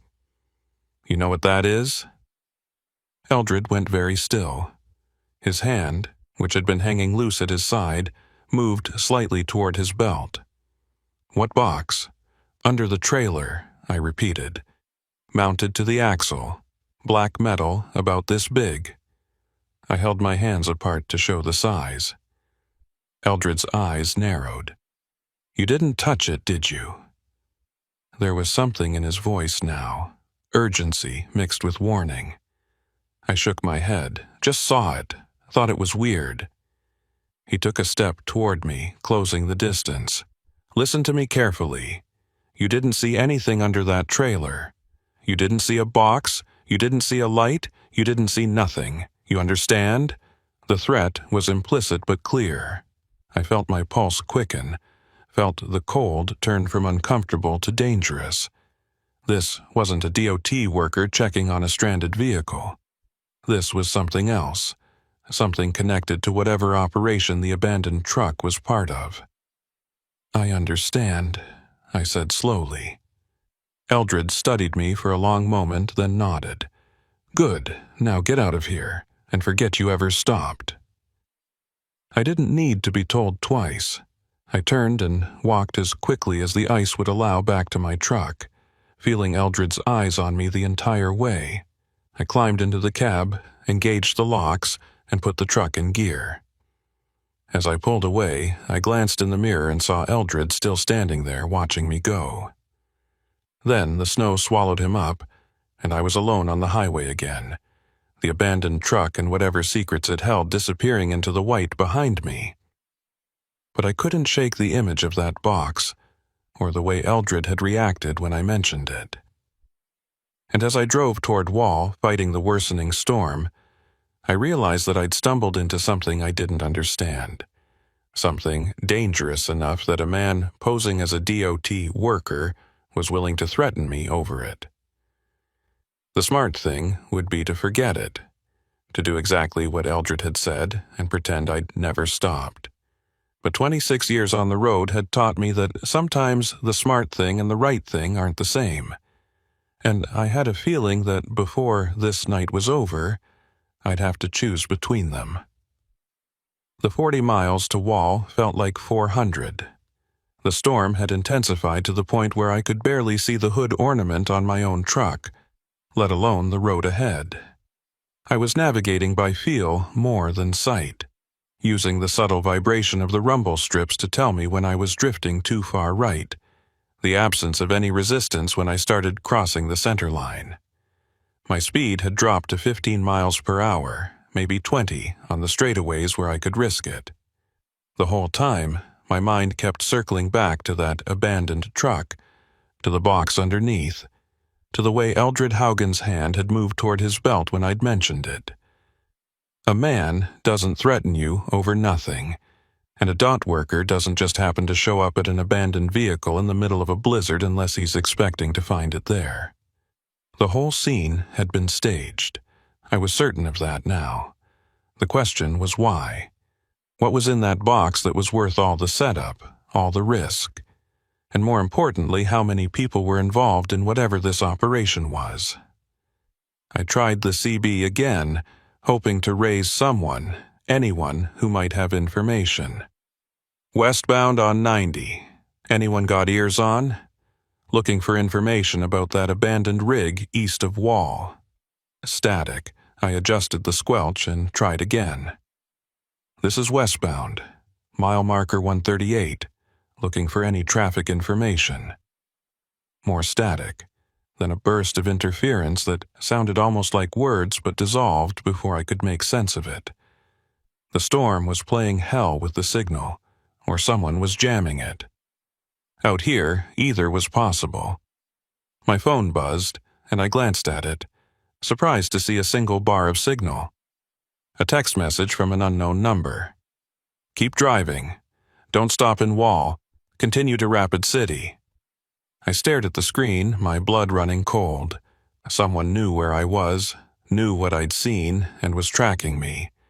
I set the phone down and checked my mirrors, looking for headlights for any sign I was being followed. But the storm made it impossible to see more than a few feet behind me. I could have had a convoy back there, and I wouldn't have known until they were right on top of me. Wall appeared out of the white like a mirage, a handful of lights that marked the truck stop and the few businesses that served highway traffic. I'd been planning to stop, to get inside where it was warm, maybe grab some coffee and wait out the worst of the storm. But that text message changed everything. If I stopped, whoever was watching would know I hadn't followed their instructions. And given Eldred's reaction back at the abandoned truck, I had no illusions about what that might mean. But I also couldn't keep driving blind into a blizzard. The smart play was to pull off, find a public place with witnesses and security cameras, and figure out my next move. I signaled for the exit, my turn barely registering in the accumulating snow, and eased down the ramp. The truck stop was ahead, its sign glowing warm and inviting through the storm. I pulled into the lot and found a spot near the building, backing in so I had a clear view of the entrance and the fuel islands. The moment I set the brakes, my phone rang. Not a text this time, a call. The number was different from the text, but still unknown. I let it ring twice, 3 times, debating whether to answer. On the 4th ring, I picked up. Yeah, a voice, female, professional, with an accent I couldn't quite place. Mr. McKeever, you were told not to stop in Wall. So they knew my name. That narrowed down who was tracking me, or at least confirmed they had access to information they shouldn't have. Storm's too bad, I said, trying to keep my voice level. I'm not driving blind into the Badlands. There was a pause, and I could hear what sounded like keyboard clicks in the background. Your safety is noted.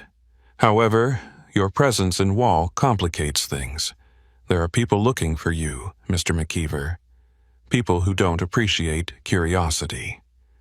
I gripped the phone tighter. What people? What's this about? Another pause. The less you know, the better. Trust me on that. Now, you have 2 choices. You can continue to Rapid City as instructed, or you can stay in Wall and deal with the consequences. What consequences? I asked. but the line had already gone dead. I sat there, staring at the phone, my mind racing. This was bigger than I'd thought, more organized. They had my number, my name, probably my route and my load information. They'd been tracking me since I stopped at the abandoned truck, maybe even before. And now they were giving me an ultimatum: cooperate or face consequences I could only imagine. I climbed down from the cab and hurried into the truck stop, the wind trying to rip the door from my hands. Inside, the warmth hit me like a physical force, and I stood there for a moment, letting my body adjust. The place was maybe half full, drivers scattered among the tables and booths, nursing coffee and waiting for the storm to break. A few glanced up as I entered, but most were too absorbed in their own concerns to pay me any attention. I grabbed coffee from the self-serve station and found a booth near the back where I could watch both the entrance and the parking lot through the windows. My hands were shaking as I pulled out my phone again, this time to do what I should have done from the start: call the police. I dialed 911 and the call connected after 3 rings. 911, what's your emergency? The dispatcher's voice was calm, trained. I'm a trucker on I-90 near Wall. I found an abandoned vehicle about 40 miles east, and there's something suspicious going on. There was a box hidden under the trailer, and a man claiming to be DOT threatened me when I mentioned it. There was a pause, longer than I expected. Can you describe the vehicle and the location? I gave her the details, the mile marker, the description of the Freightliner, everything I could remember. Another pause. And you said someone threatened you. I described Eldred, his DOT coat, his vehicle, the way he'd reacted to my mention of the box. The dispatcher was quiet for a moment, then said, "Sir, I'm going to need you to stay where you are. I'm sending a unit to your location. Don't leave the truck stop." "How long?" I asked. "Storm's bad. I don't know how fast they can get here." I could hear her typing.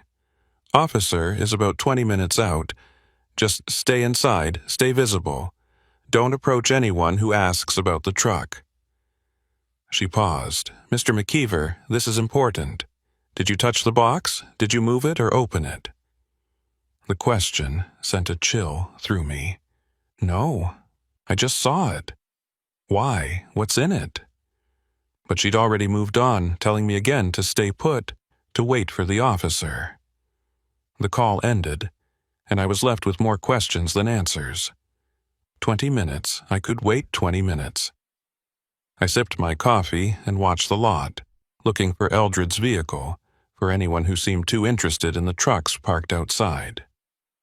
The storm was still raging, the snow piling up against the windows, but inside the truck stop, everything felt eerily normal.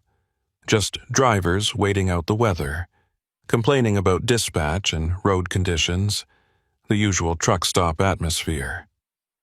But I couldn't shake the feeling that I was being watched, that somewhere in this room, someone was reporting my every move. 15 minutes passed. Then my phone buzzed again, another text from a different unknown number. "Police won't help you. Leave now or they'll find you like they found the driver." Like they found the driver. The words hit me like a fist. The abandoned truck hadn't just been staged. There had been a driver, and something had happened to them. Something bad enough that whoever sent this message thought it was a credible threat. I stood, leaving my coffee half finished, and moved toward the door. Screw waiting for the police. Screw following instructions from voices on the phone. I needed to get out of Wall, needed to put distance between me and whatever network I'd stumbled into. But as I reached for the door, it swung open, and a woman walked in, shaking snow from her coat. She was maybe 40, with sharp features and eyes that swept the room with professional efficiency before landing on me. "Hobart McKeever?" she asked, though it was clear she already knew. I nodded, wary.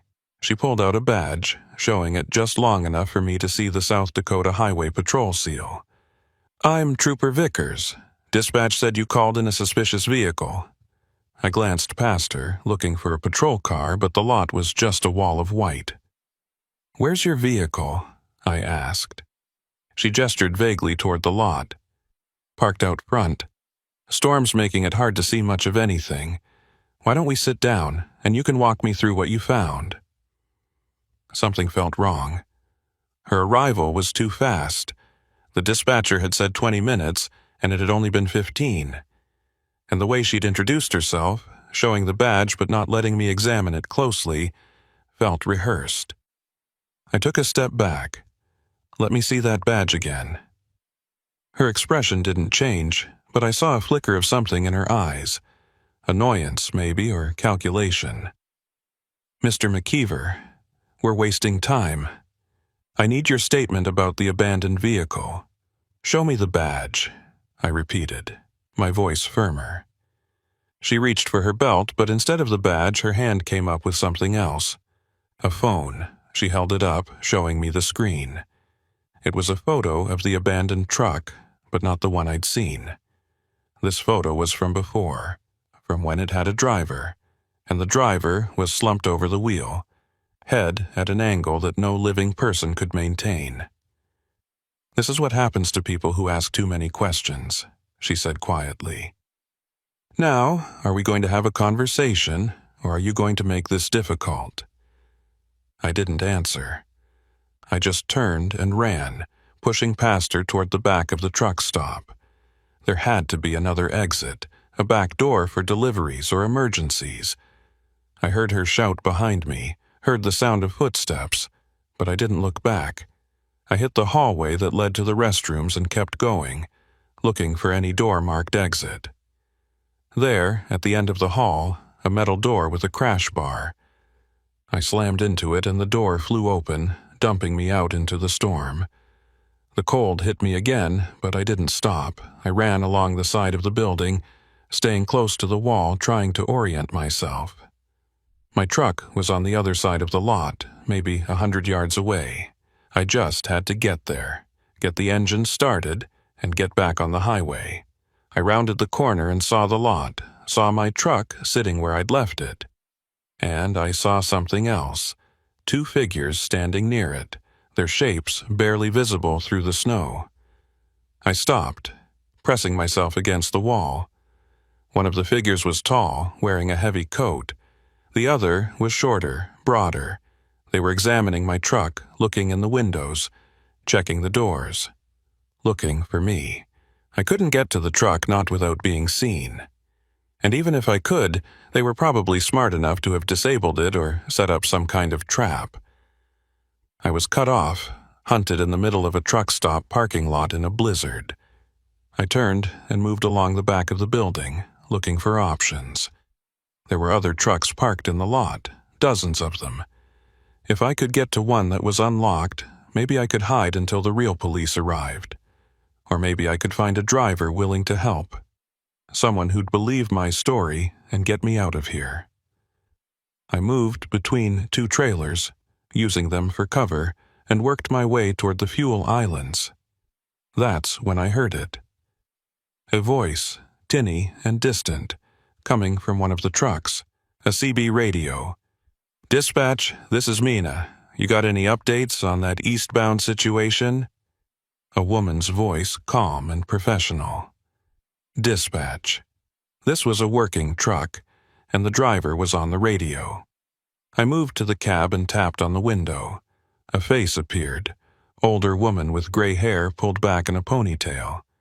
She looked at me, confused, and cracked the window an inch. Help, I said, keeping my voice low. I need help. There are people after me. She studied me for a moment, her expression skeptical. You in some kind of trouble? I nodded. I found something I shouldn't have. They're trying to silence me, please. I just need to get out of here. She looked past me, scanning the lot, then made a decision. Get in the passenger side. Quick. I didn't need to be told twice. I circled around the cab and climbed in, the warmth and relative safety of the enclosed space almost overwhelming. The woman was watching me, her hand near the CB mic. I'm Minna Kittleson, radio dispatcher for a freight company out of Pierre. I park here between shifts. Now, you want to tell me what's really going on?" I started to explain, the words tumbling out. The abandoned truck, the box, Eldred's threat, the phone calls, the woman posing as a trooper. Minna listened without interruption, her expression growing more serious with each detail. When I finished, she was quiet for a moment. Then she picked up her CB mic and keyed it. "This is Minna to any law enforcement on frequency.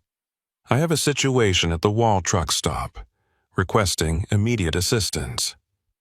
She released the key and waited. Static. She tried again, on a different channel. Same result. She set the mic down and looked at me. "Someone's jamming the frequencies. That's not something amateurs do."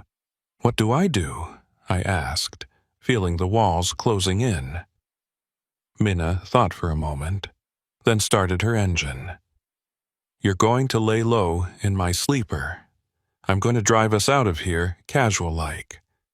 Once we're clear and have cell signal, we call this improper to someone we can verify." It was a plan, simple but solid. I climbed into the sleeper berth, a cramped space behind the seats, and pulled a blanket over myself.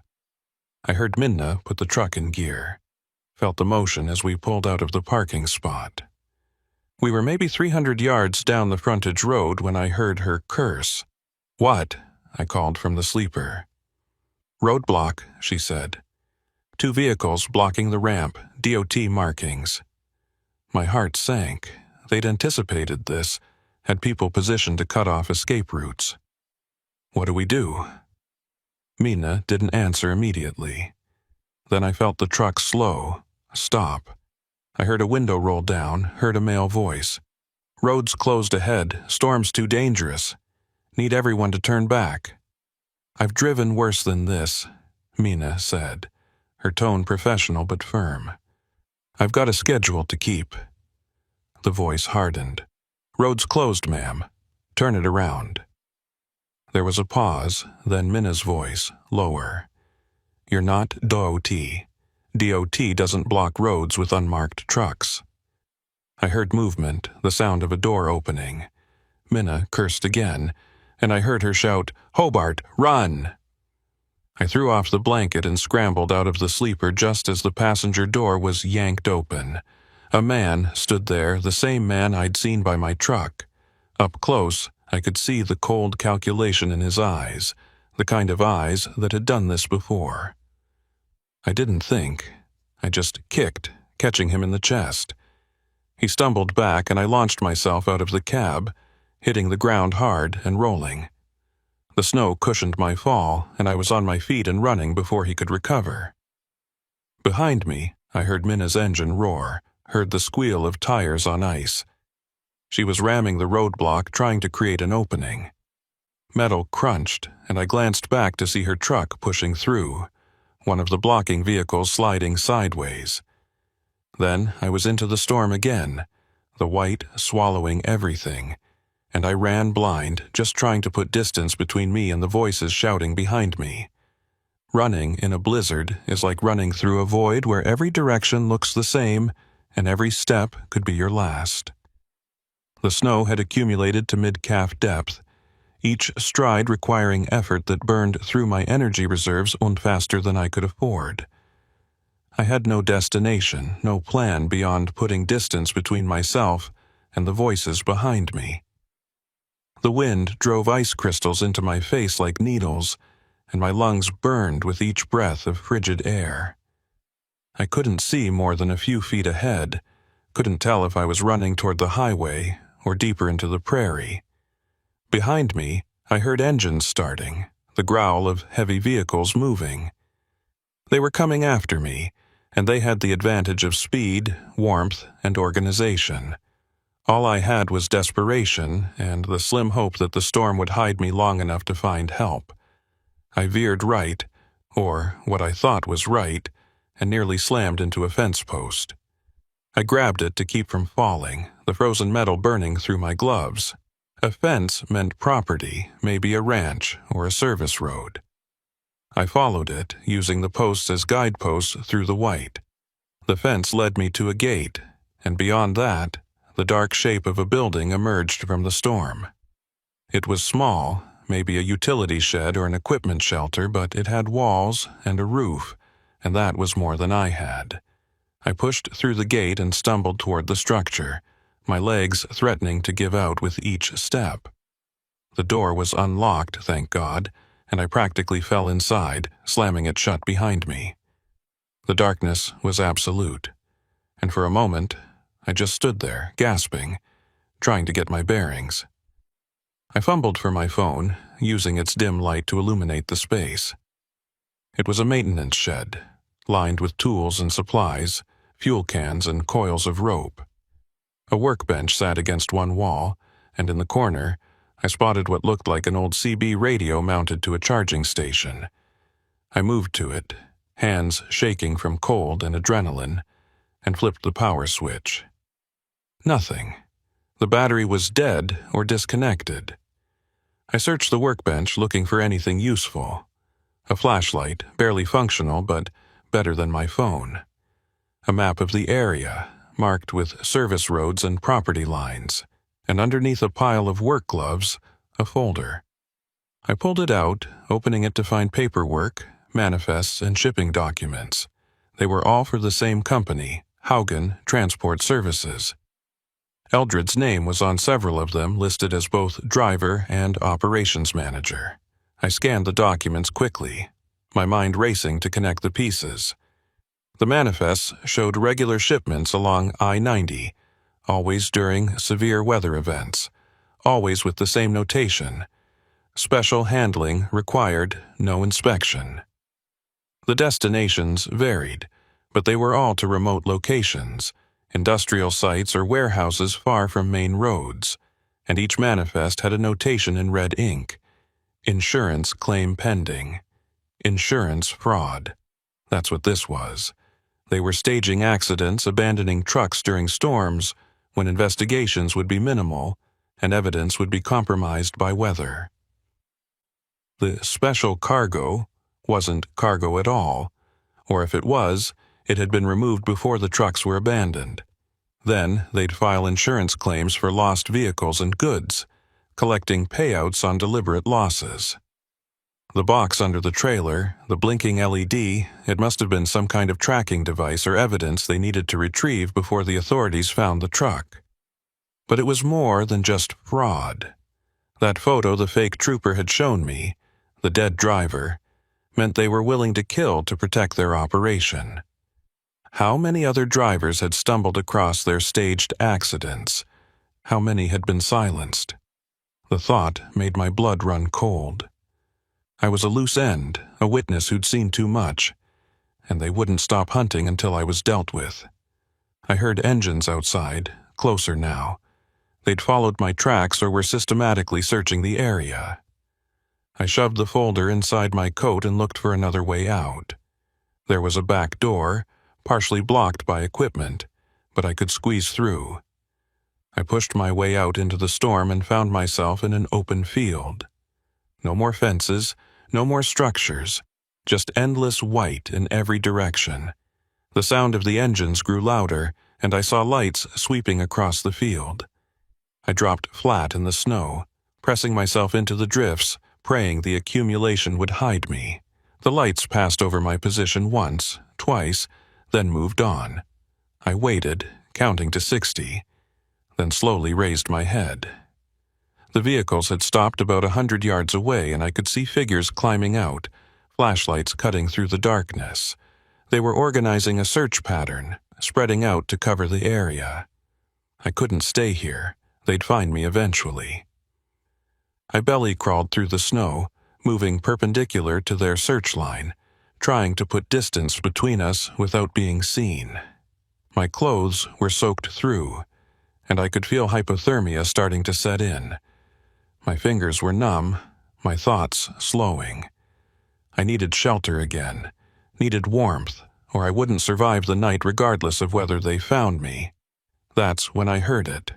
cutting through the wind and the shouts of my pursuers. A truck horn, long and low, the universal signal of a big rig. I turned toward the sound and saw headlights on what had to be the highway, maybe 200 yards away. A truck was passing, oblivious to the drama unfolding in the field. It was moving slow, barely crawling through the storm, but it was moving. And where there was one truck, there might be others. I got to my feet and ran, no longer caring about staying hidden. Speed was everything now. I could hear shouts behind me, the search party reacting to my movement, but I didn't look back. I just focused on those headlights, on the promise of the highway and potential help. My legs burned, my lungs screamed, but I kept running, closing the distance one agonizing step at a time. I hit the shoulder of the highway and nearly fell, the sudden transition from field to pavement hidden under the snow.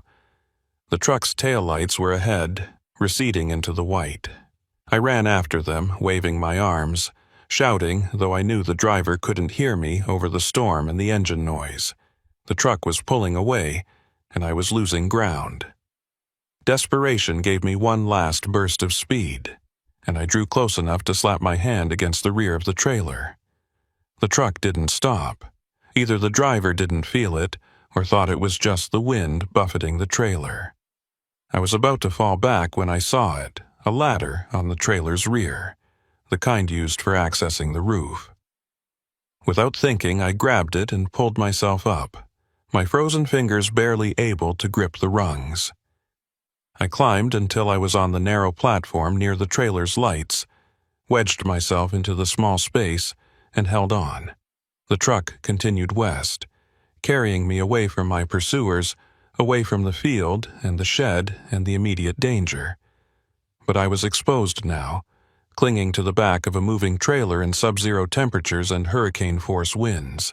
My body was shutting down, the cold seeping into my core despite my efforts to stay conscious. I couldn't feel my hands anymore.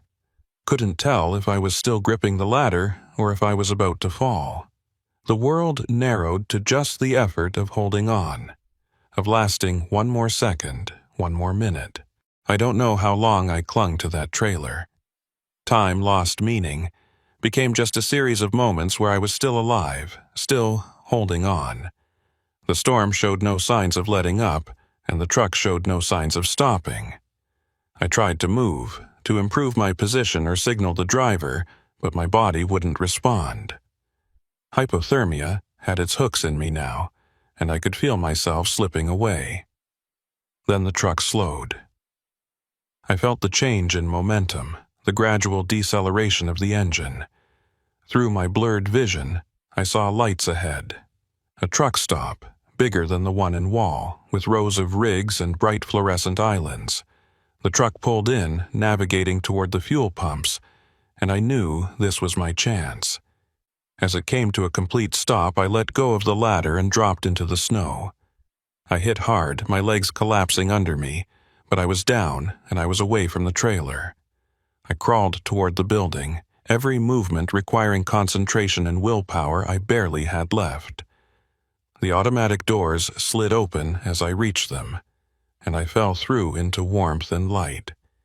People were shouting, hands were grabbing me, lifting me. I tried to speak, to warn them, to explain, but my mouth wouldn't form the words.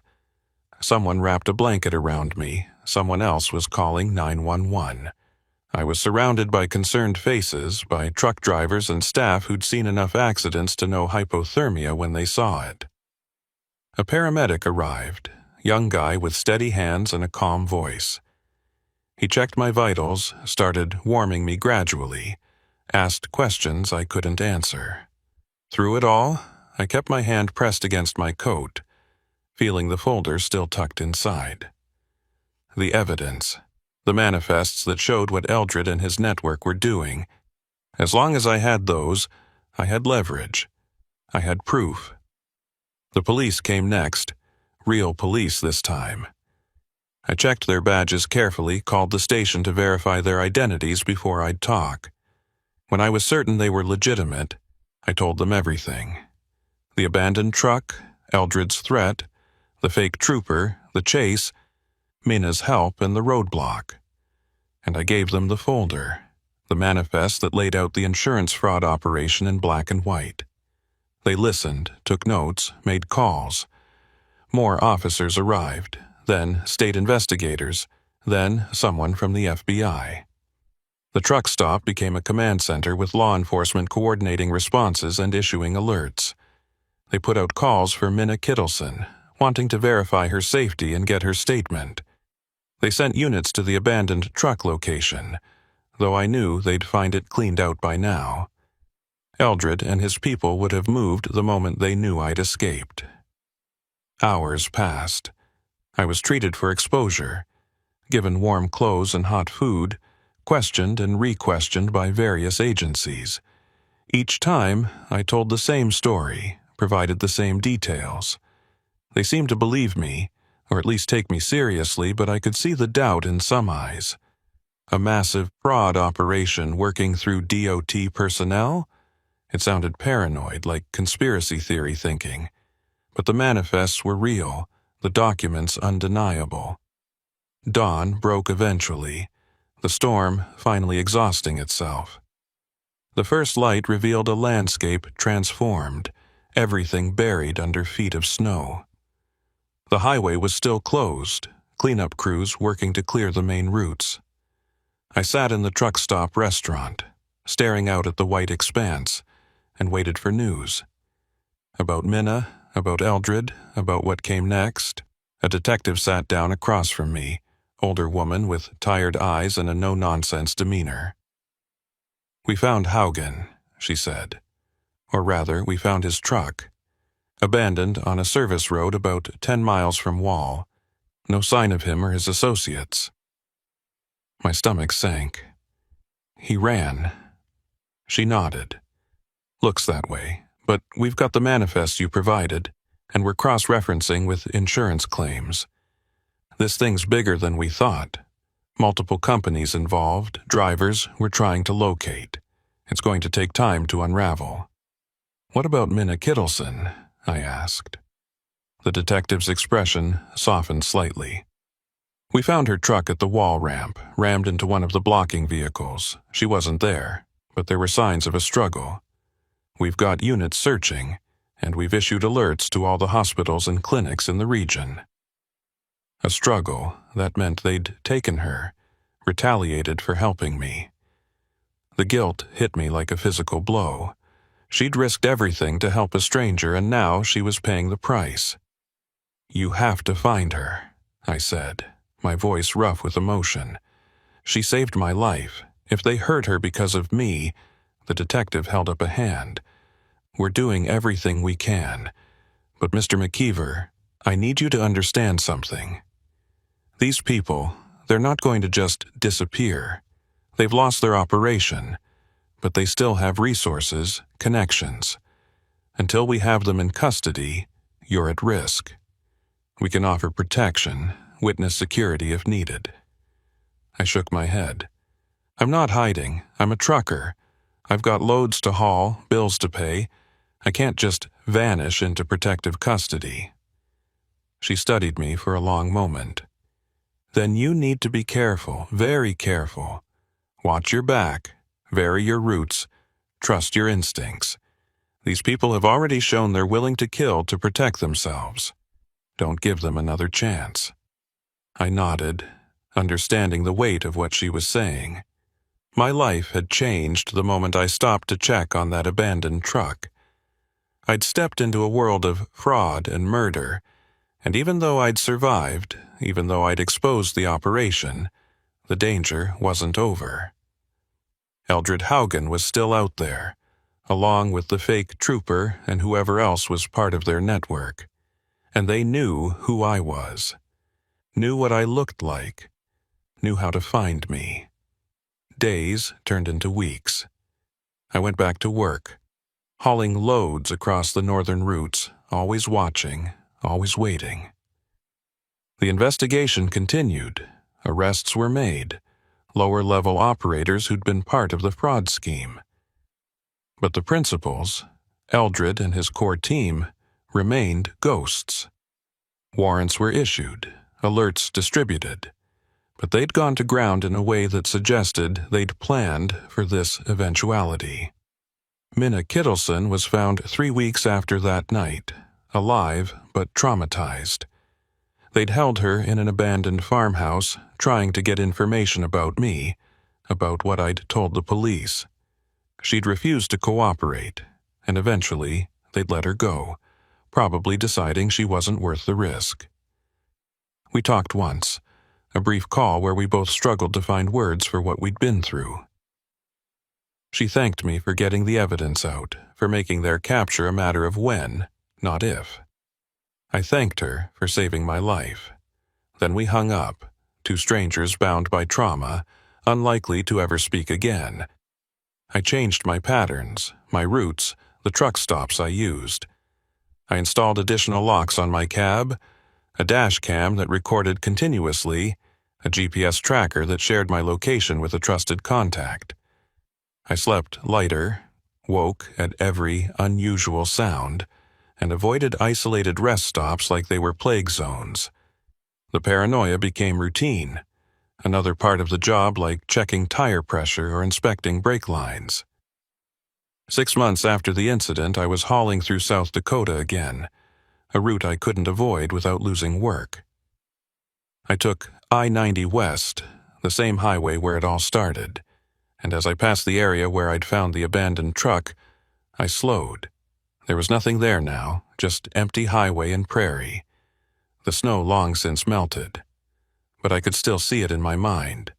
The Freightliner with its hazards flashing, the box underneath with its blinking LED, Eldred Haugen's cold eyes as he warned me to forget what I'd seen.